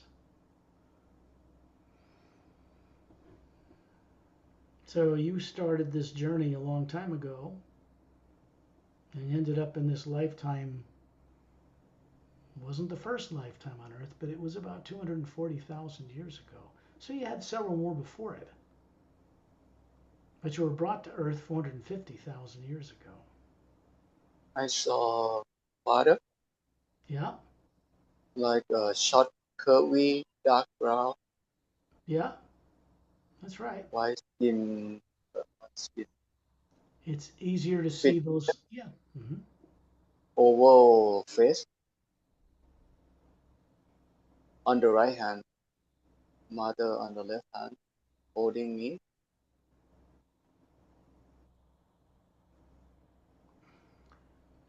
Yes, that's what I'm seeing. Good. I cannot speak because I'm That's good because you're going to less be. than 1 year.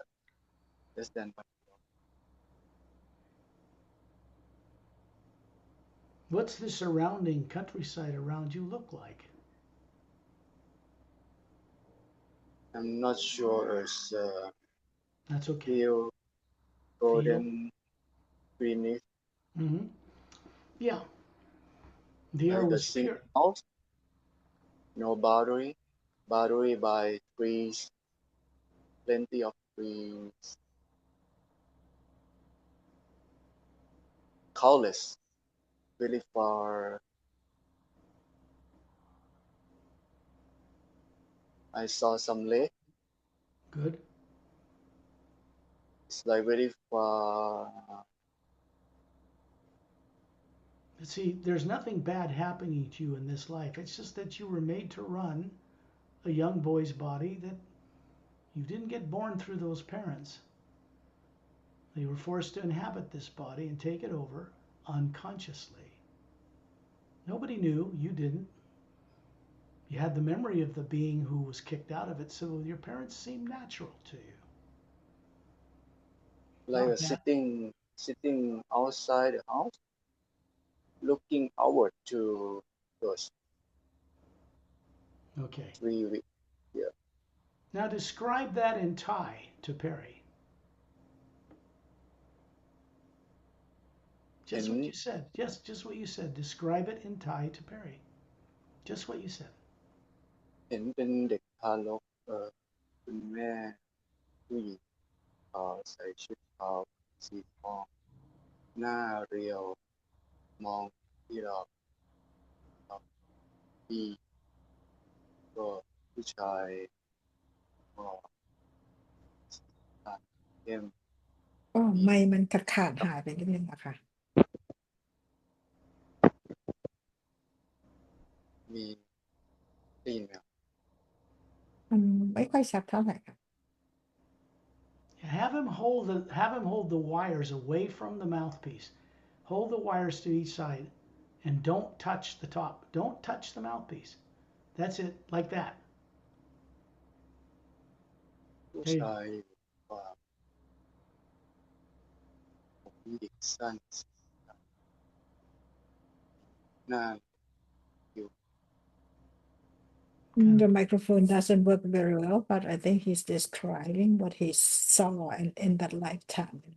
So he Hmm. came to Earth first life. may I change microphone Yes, headphone yes, sure. But when you do it, when you open your eyes, remember this. Try this. Your body is still in the trance state called sleep. He can't hear me because he took it off. But we'll fix it. We're almost done.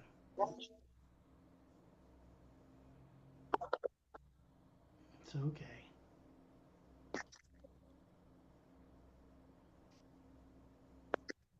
ยังได้ยินอยู่ไหมคะ Yes. Can you hear me? Yeah, very good. Better. Oh, yeah. much better Okay. Now, describe, เป็น wait a minute. Describe what you just said about your life เป็น there to Pari in Thai.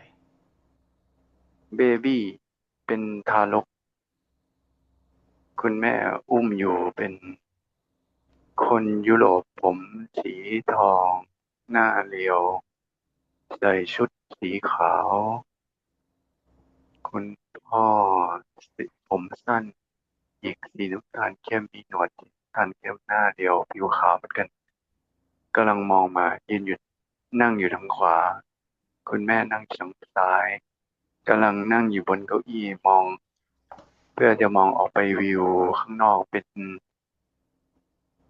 ป็นป่าสีเหลืองเขียวไกลไปเป็น100 กิโลเมตรมีทะเลสาบอยู่อันหนึ่งสีน้ำเงินเข้มนั่งอยู่บนเก้าอี้ริมกำแพงแต่อยู่นอกบ้านมันเป็นชันแล้วก็มีบันไดสัก3-4 ขั้นลงไปสู่พื้นดินที่เป็นหญ้าประมาณนี้ครับที่เห็นภาพ ขอบคุณค่ะ You describe everything very clearly and the job you got killed. Okay. Now, obviously, you had other lives since then on Earth, but we don't need to see all of them. These were not bad lives. They're just unconscious lives because you were put on Earth without your permission. Your body was killed and you were implanted, stuck on Earth to reincarnate here until you cross paths with the hue again, which you have done. So now this all starts to get reversed. All this terror and pain and torture and unconsciousness, it begins to be undone. You now have access to the wisdom of that life where you were killed, to the wisdom you had before it was killed, because you have looked into the primary implant and it's not fun. But you are safe. You're still in that chair, and you are opening your eyes in the chair aboard the Emerald Star Cruiser, looking at the screens, and you see the same images you described with the physical appearing eyes of the body you project. You are an Atma hovering above that body on the Emerald Star Cruiser. Then you're an Atma hovering above the body you are back on Earth. And Shantiel and Tonaltiel are still hovering beside you. They're keeping your fears pretty much turned off, except for the primary implant, which we needed to go review. So that one was turned on so you could see it. But right now, the fear of the past is gone. The fear in your present is gone. You now have the ability to turn off fear when it comes up by choosing to look at something beautiful. If fear of the future and past comes up in you, you turn it off by looking at something beautiful online, on the internet, the ocean, the sky, a hummingbird, a baby's smile, a dog, a cat, anything. And that primary review implant will turn off. It's still there, but now you have volitional mastery over it if you choose to stop indulging in viewing the present and future in a fearful, negative way. This gives you that ability. It's a big one. The energy of the white golden light coming down through the ceiling, through Shantiel and Tonaltiel and you, is passing through your body. It's imparting something to you in your life on Earth. And then it's going out through the walls of your house to connect to 3 pyramids on Earth, 2 at the bottom of Earth's deepest oceans, and 1 inside a hollowed out interior of a mountain in the Himalayas. There are fountains within those pyramids. There's a statue of Satnam standing in them. It is an interdimensional doorway, a device. The energy coming down into these pyramids is a white golden light. The energy coming through you, through your home, to those pyramids is a white golden light. Those 3 pyramids are projecting that stream to a bigger pyramid, hovering stationary between 2 stable asteroids. In the asteroid field, circling in the orbit of what was a planet called Maldek, between Mars and Jupiter. That asteroid field circles like the orbit of a planet around the sun. It is beamed from a bigger fountain in that pyramid all the way to the galactic core of the Milky Way galaxy. It's not a black hole like scientists have told people because their physical eyes can't see it in any other way than black. But it isn't black. They know it's energy, they just can't see it. It's a white golden shaft of light at the center of the galaxy. This energy is connecting to that shaft of light and being sent right up through that hourglass-shaped vortex up above Satnam where we started this journey. It goes all the way back to source, and then it's brought back down through you, and through your body, and out into the world. It's an unbroken circle of eternity. This is the first sound behind all creation, and it hums through you. As it moves through you, it helps you to get more courage to take the next step. The biggest confront you'll ever have is the primary implant review. You will never have to go through this again.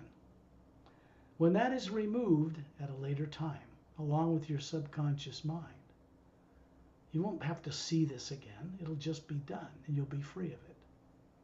But this gives you the ability, it's a little more mastery, to be able to go all the way to recover who you are. This process is not reversible, fortunately for us. So we're back, and you can open your eyes, V. That's a tough one. Primary implant's not easy to see. It's a hard one. But you're free of that now. You really are. Here's what I would suggest you do as a brother, as a friend. After this journey's over, go to a restaurant somewhere and treat yourself to a meal. Enjoy your life.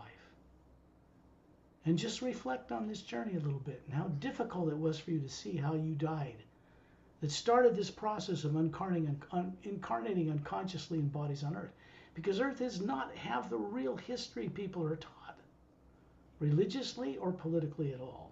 That only goes back 10,000 years. It's nothing. It doesn't even go back to Lemuria, the last polar shift, 100,000 years ago. It doesn't go back to this life you had 240,000 years ago. It doesn't cover any of that. But you have the ability to recover it. Now you know of the life you had in the Galactic Alliance that was so evolved. You know of the life you had 240,000 years ago. And that brings you to present time. This is important. When you say the planet Maldic, right? Yes. I saw the picture that I was on that planet. It's like exploring. It Yeah. looked dark, black smoke and red fire, Yeah. something like that. I like Here's standing there. Pari was on that planet too. Pari was one of the scientists that pushed the button to blow that place up. That was hard for her to see. It wasn't her fault. This Gorn guy was a dictator. He made her do it because otherwise he would have disintegrated her with a kind of a laser gun, like he did some of her co-workers. It wouldn't have changed anything. So she pushed it. She doesn't have to feel guilty about that. She didn't have any other choice. It would have been pushed by someone else next to her if she didn't do it. So understand this. You were on Maldek. It blew up. Everybody died. The Galactic Alliance didn't stop it. One single experimental bomb. On Earth, they call it a cobalt bomb. It breaks the bonds of molecules apart. So the planet explodes from the inside out. Became an asteroid field. Guess where all the people, I think it was 2 billion, came after the planet was destroyed. There was one planet where they could go. Here, close. Where did they come? Same planet you're on now. Yeah, so a lot of the people on Earth are compulsively wanting to have an Armageddon to destroy themselves again. It makes their guilt feel, kind of massages their guilt. They figure if it blows up, they'll get some kind of freedom. When Maldek blew up, they lost their bodies, everything. But they were still Atmas, and they had to go and compulsively seek another body. So they found that on Earth. Not just Maldek people are here. People from all over the galaxy are here. And it's But nothing. I like to add up on this because he remembered about his lifetime of Maldek. Go for it. Because he got your books, he read your books. For those who can't read the English book yet, and during the time waiting for Thai translation book, during this time, like could be does put under the pillows, like you mentioned, to remember more. Yeah, who and it you are. works. Because when you're out of your body with me and others at night, even if you don't remember, you can hear and speak any language. Thai is understood like English or anything else. There's no limitations. So you can be taught, and when you wake up in Thai in the morning, you're just smarter. You know stuff. It comes back to you. The primary So, implant, I'm really glad you had the courage to do this, V, because I'm really complimenting you. And before I met you both, I had dreams many nights that I could fly. I think about 10 times something, Do you and know I where that? can direct in the dream, something like that. That's 10 because, times only. Yes. but I'm going to give you a piece of information that will help you. And this is for Pari too. There is 144 parallel dimensions of creation in the astral plane, made of a higher matter. There's more freedom relatively than on Earth. The bodies live longer. They have higher capabilities, right? But you're living in one of the parallels there. There are several where people actually levitate their physical bodies around and fly through the air. That's where that comes from. And you somehow open up a door to bring the memory back to your body on Earth. Your primary implant is shut off. You're thinking good thoughts. You had a great day. You have this dream and it comes back. But what you're not taught is how to understand where it comes from. Obviously, you're not flying in your physical body here, but you are capable of doing that in your astral body form. And you do it all the time. It's different than here. So it makes sense that we want to get these different forms awake and aware of each other. Your higher selves need to be aware of each other and helping each other so they can channel this pure positive source energy through all those planes and get it down to you on Earth. One of the things we did that we did not speak of on our way back was wake up those bodies, etheric, mental, causal, astral, and physical, the one where you fly, and they're aware of each other now.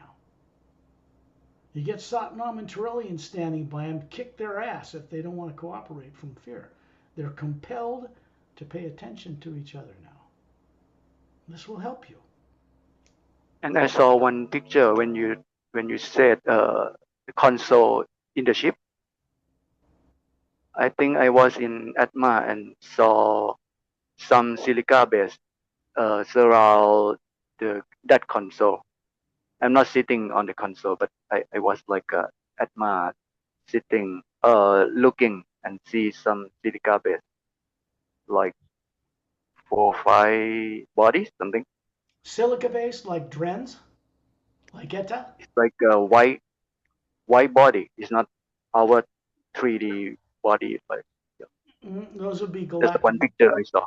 They would probably be some of the more advanced Galactic Alliance citizens, personnel of the ship. They're not like humans. Some of their bodies, some human bodies are translucent. You can see into them, almost transparent. Some have ivory white skin. It doesn't look real. I mean, they're just not like Earth people. Some have violet hair to their shoulders. You mean Snake-like. it's the hologram virtual, right?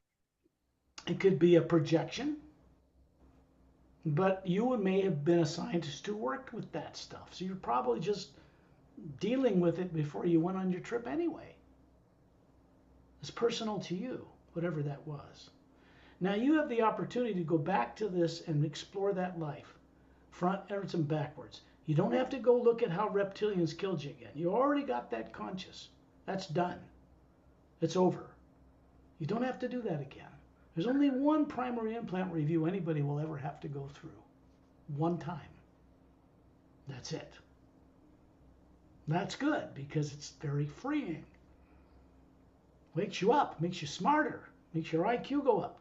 So go to a restaurant and enjoy yourself, and then just gently, with childlike wonder, contemplate on everything that happened. The lifetime you were in 240,000 years ago wasn't a bad life, but you were no longer aware of how you got to be on Earth. You didn't remember anything. So it's not a bad life. There's no reptilians, no one's shooting you or killing you. And you've been incarnating on Earth a long time. It's time to make the journey home. And from today onwards, I will know my mission, right? What what could I help others the best in this lifetime? Your mission is to be a conscious, trustworthy co-creator with the source behind all life. That's actually how lofty and wondrous our purpose for existing is. That can take many forms creatively. I don't know what you do for a living, but it can take many new forms of creating. In other words, whatever you do from now on will be co-creating something beneficial to help this transformation happen on Earth. Whatever that is. Even if you're working in a restaurant as a chef, it's going to be transforming things around you. It wouldn't really matter, but it will be something that you have dear to your heart. What is that? What do you see yourself doing? I have been dreaming before asking you today that I would like to have my 720 bodies in all parallel universe at the same time, so I can help other beings Okay, better. That's what I want to do. I don't know. but you don't have 720 other bodies. That would be too complicated even for Torellian to handle. You have physical, you have one body in the astral in any one of those planes, one in the causal, one in the mental, and one in the etheric. And you're the Atma running all of them simultaneously right now as we're speaking. That truth doesn't change. That's true. But you're beginning to be aware that they're there. Like where you fly. This is important because it makes you smarter. It makes you able to see how to have the hue take you to the place where you fly, or take you to the upper worlds, or take you to the Emerald Star Cruiser, because now you know visually what they look like. The books were written to be very visual, so people, when they read them, can begin to see what it's like in these other realities. So because the hue, the omnipresent power, will not take you anywhere unless you can remember how to say, I see the Hue Expansion Ray Academy. And once you know some of the places there that these journeys reveal to people, wake it up, then you can go there on your own. Some master teacher will accompany you, and you can explore more freely. And I remember you said, that's why I asked about the number 12. You said about 12 couples in upper world or the void, something like that, right? Sorry. And also 12 windows in some ship, spaceship, something like that. That's why I realized that the number 12 has to be some significant meaning. It does. Yes. I wouldn't get all hung up by it. It's just everything's set up in threes. There's physical, what you would call the hue energy, which made of, and then there's more of a, I wouldn't call it spirit because that's been abused to death by everybody on earth. They don't even know what it is. Spirit this, spirit that. Saved by this, saved by that. And they're not saved. They're just reincarnating. They're not going to some heaven. Not as irresponsible, childish people that think it should be given to them for free on a golden platter while they sit on their ass and do nothing. It can't work that way. It's like a passive people, right? Not active. No, this just passive. They're just passive. Just keep waiting. Well, I don't blame people on Earth for doing it. They've never been shown anything else. How are they supposed to choose differently if you grow up not seeing anything outside this atmosphere when they're capable of doing it? And they don't do it. They're afraid of it. That's why I want to be a 2%, as you said, right? So we can help people faster, better. If we just sit and lay back, so nothing happens, nothing changes. Your boots on the ground now. That means that you are now co-creating with source energy because you are connected to it on this journey. The important point isn't how you were killed by reptilians. That's not important.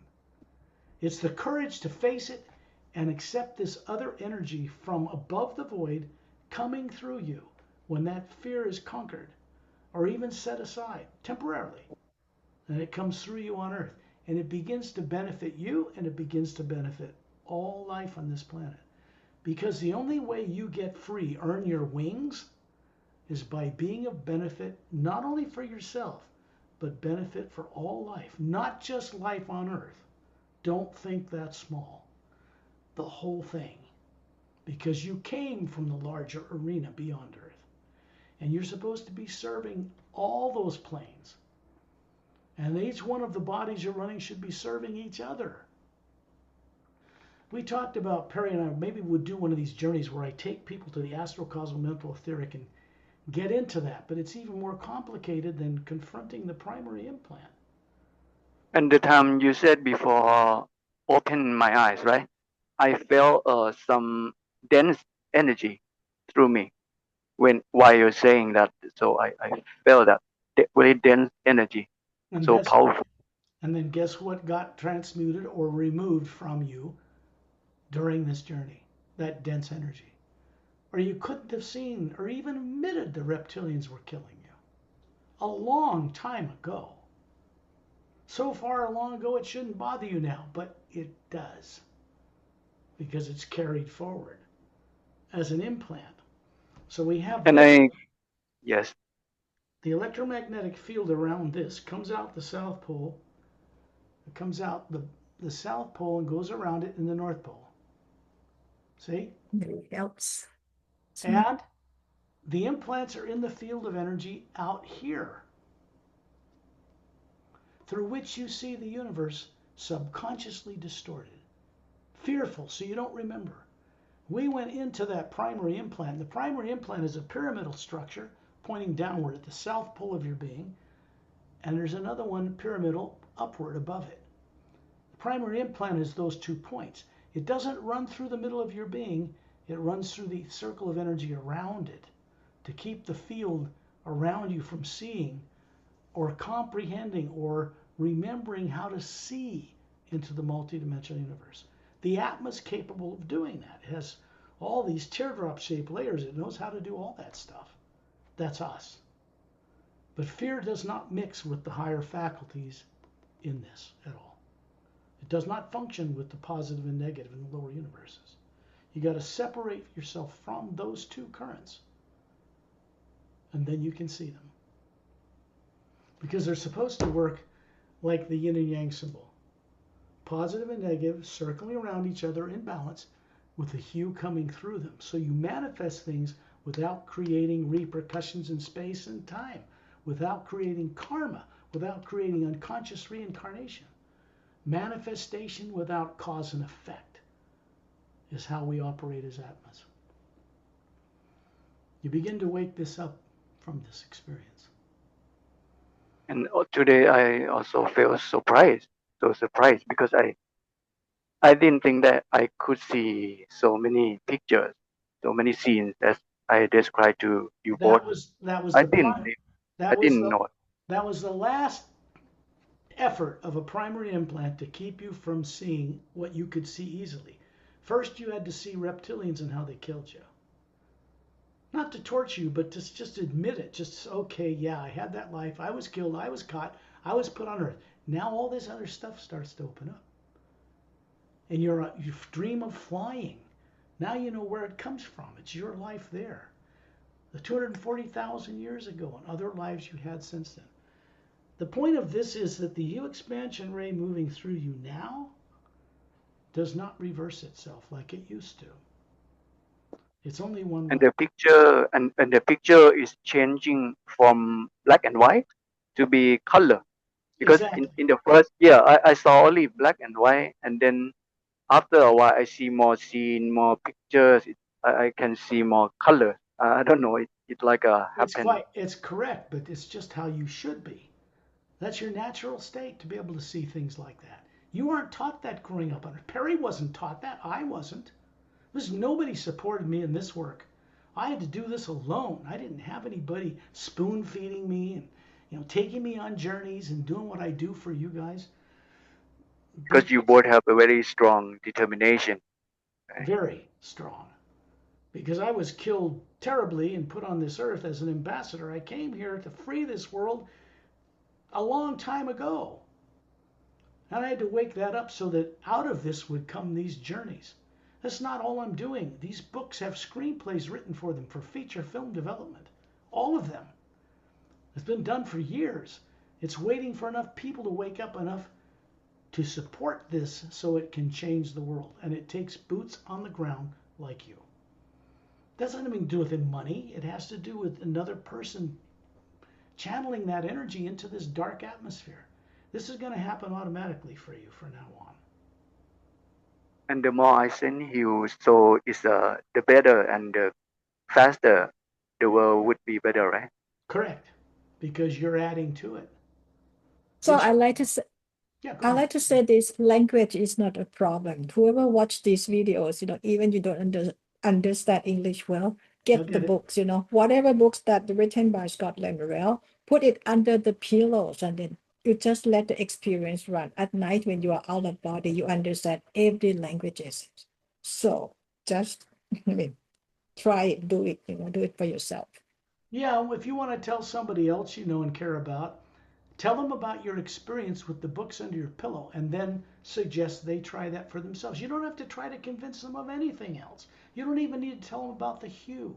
That's a bit too much for most people to handle. Because when they start working with that, it's going to change them.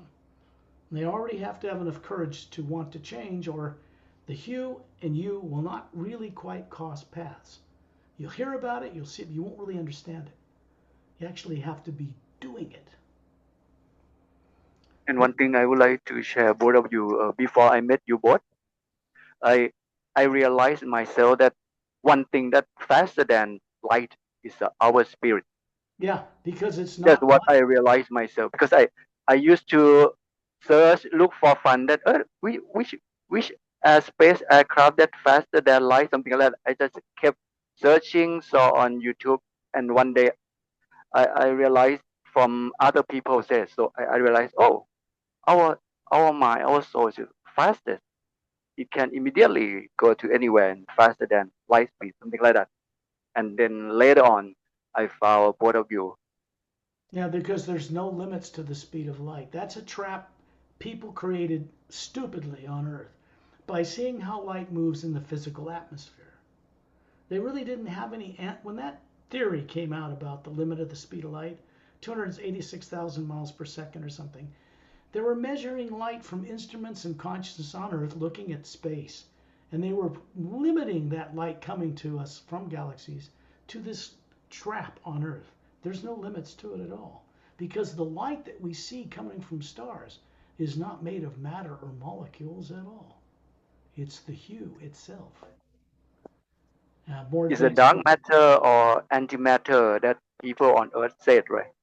Well, antimatter is like creating a field of energy around the hull of a ship. And it creates a vacuum in front of the ship, which you could call antimatter because they're attracted to each other. And it pulls the ship forward into a vacuum. The intensity of the field around the ship determines its speed in the physical universe. There are ships that can come 500 light years from my home world, Nerexlum, here in a day. There are ships that can get across a galaxy in an hour. That's not a limit because they don't think that way. There's no limits to them. They're working with the energy that has no physical, it does not observe or bow to the laws of physics. It is the power behind and supporting those things that have limits. But we do not. We don't, Couldn't exactly. be, couldn't be you have Yes. such a good experience today. Starting from you are very brave to take yourself out here with us Very brave, today. very brave. But all of this because we cannot have this experience today if we don't have help from Scotland Rail and from master beings, that not on this planet. We really have to think of it. Even I have to thank Scott Lemriel and all master beings, to bring us into you today.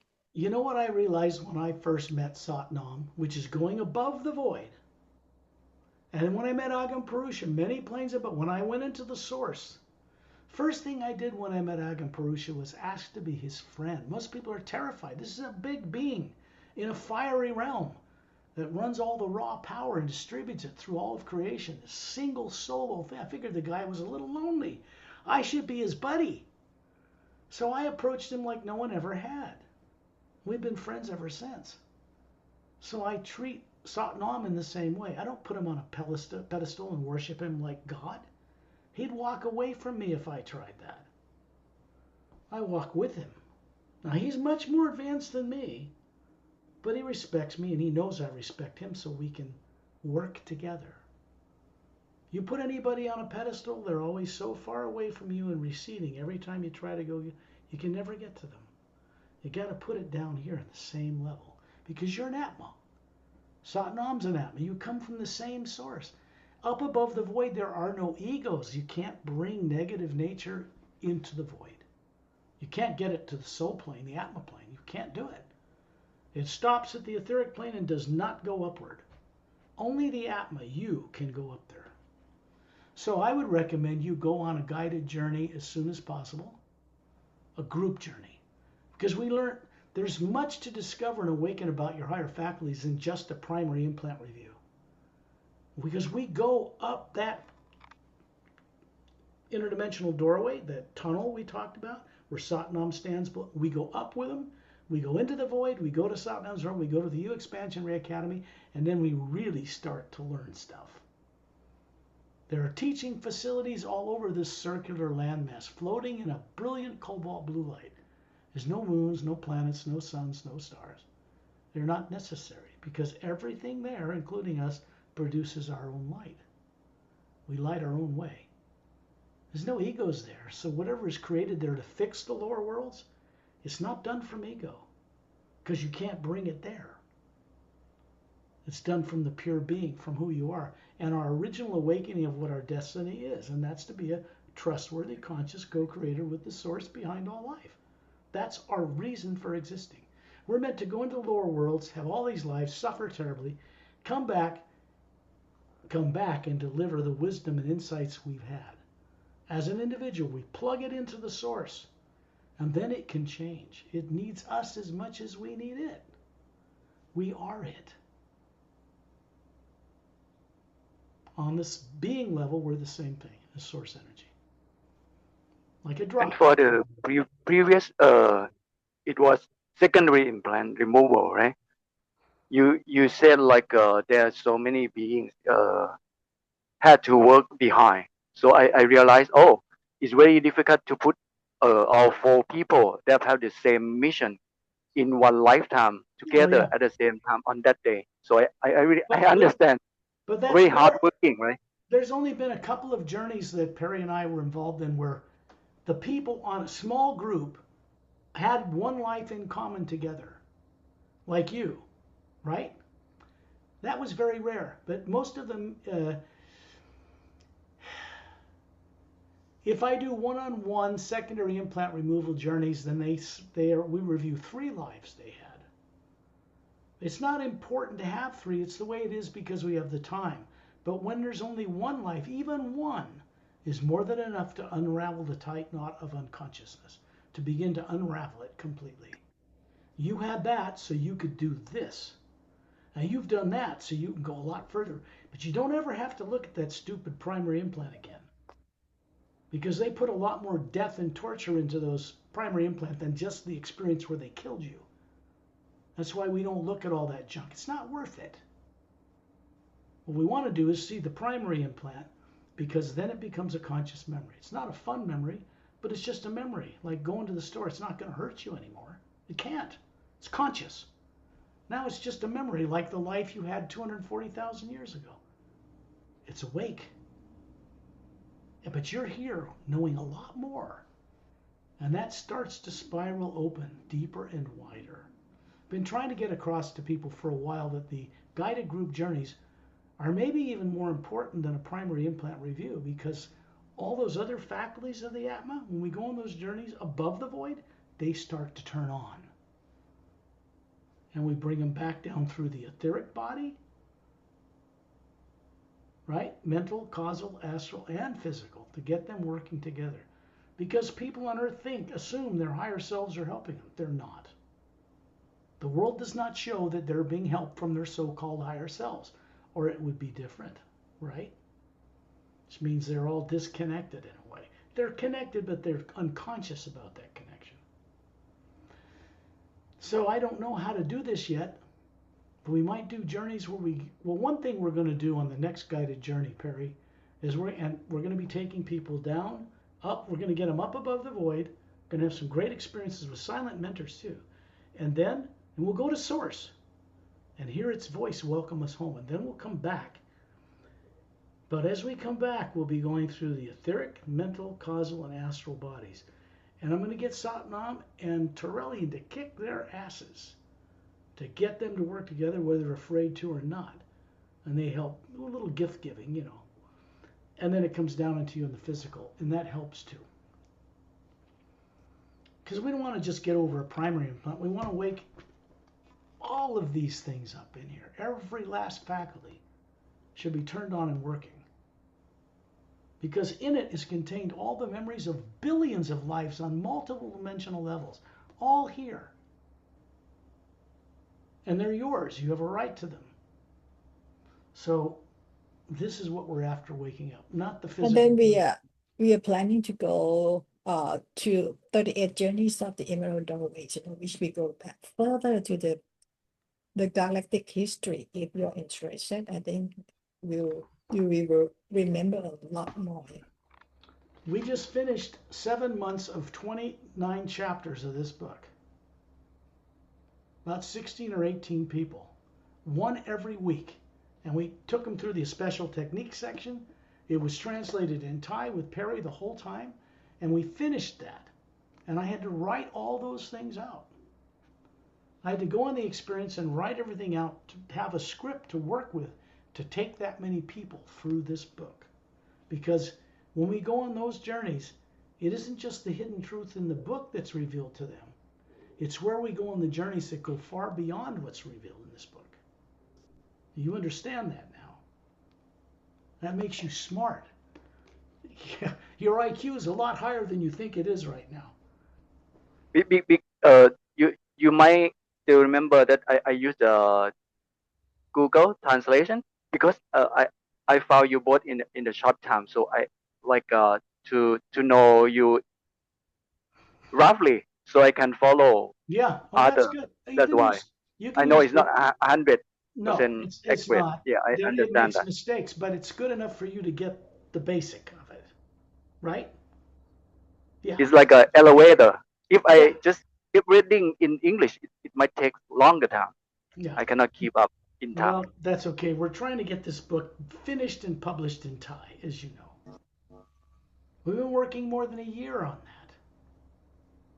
And another thing, I'm thinking that whenever you both have a journey, group journey, I think that other planets also do the same thing. That's why some scene you said like there's some countless atma. What you're thinking about is accurate. When we go on these journeys out in space, there are beings who join us that I don't even have time to describe from the Galactic Alliance. Not just Shantiel and Tonatiel, but others.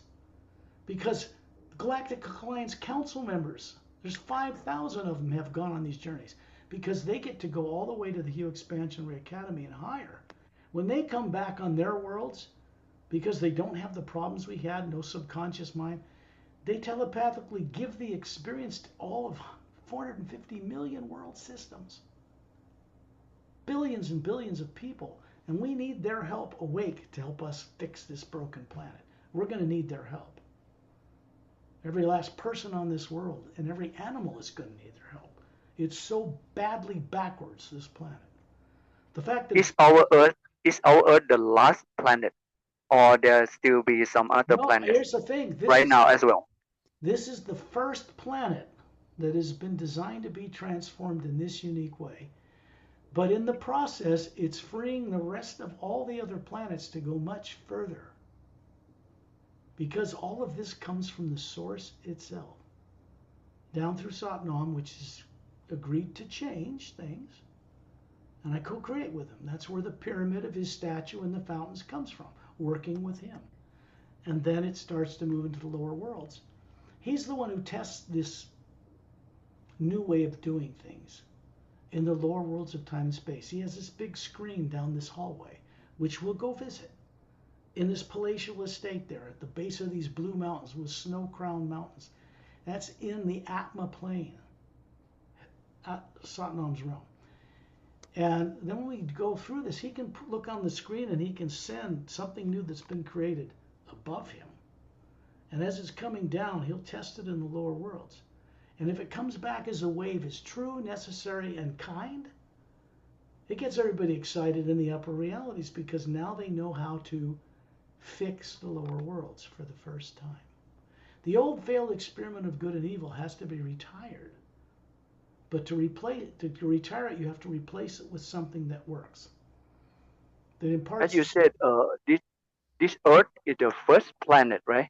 So it means that after all people on this Earth wake up, we all have mission to other planets, right? Because we're the first planet, we have to help other planets later on, right? Something like that, or maybe some people, I don't know. Not exactly. It's not the first planet. There are trillions of them out there, much older than Earth. It is a first time that this new wave array is being experimented with on a planetary scale, because the most backward of planets out there is this one. So as it changes this one, it's also at the same time elevating all the others to a much higher level. Think about this. Nobody knows, when they use these advanced astronomical instruments and telescopes, how far is the center of the cosmos. The further deeper into they go, they found out that the Big Bang Theory is no more, because what they found is that it doesn't hold water. It didn't get created in a big explosion. That's already done, even known to scientists on Earth today. That's good. So it's part of waking up on a planetary and galactic scale. The God people play to is just so much more beyond and so vast compared to what they're taught, the way they pray. It's so limiting. It keeps them stuck on this planet because they will not respect the greater God out there in our galaxy or even in the other dimensions. And it's required that we do that to be free. We have to know and respect all life in the grand multidimensional universe. It is required. People on Earth are never going to do that the way they are. On internet, we hear a lot about Earth. People have the mission, Actually, the mission for us is to be co-creative with Prime Creator, with love and respect for all life. That is the mission for every atom. Not like on internet when they say thing, mission is something like very big. You are very important. You are the, you have things to help to do. Actually, it's like be co-creator with source. That's it. Love and respect. That's the But key. it doesn't work if all you do is practice that for life on Earth, because everybody that's done that has failed. It hasn't changed them. Loving all life on Earth it's not going to work. It's not enough. We have to wake up and love all life in the whole creation because we helped create it. You can't just piece it off in a little corner called Earth and get anywhere worth anything. It's not big enough. It's not enlightened enough. It's not awake enough to do what we're asked to do, to know and respect all life in the grand multidimensional creation, because we once did. Pari did, I did, you did. And we were compelled, nastily compelled, to forget all that. Now, because this energy is moving through the universe in a new way for the first time, it's beginning to fix and transform the way the lower worlds of time and space are run, including us. Because our destiny cannot be ignored. We are supposed to be conscious, trustworthy co-creators with the source behind all life. People are asking forever, for billions of lives, what's my reason for existing? That's it. It's answered. There is no other answer. That's it. That's true, too. Down deep, you already know it, because it's natural to you as breathing. Of course we know it. Once it's awake, that's what I'm telling you, it cannot be forgotten again. It's one way. And then it goes on from there. And you don't have to worry about how to do it or figure it out or mentalize about it. You just know it, go about your life, and watch things change. This is important. Now I'll bring this recording to a stop because it's 3 hours long.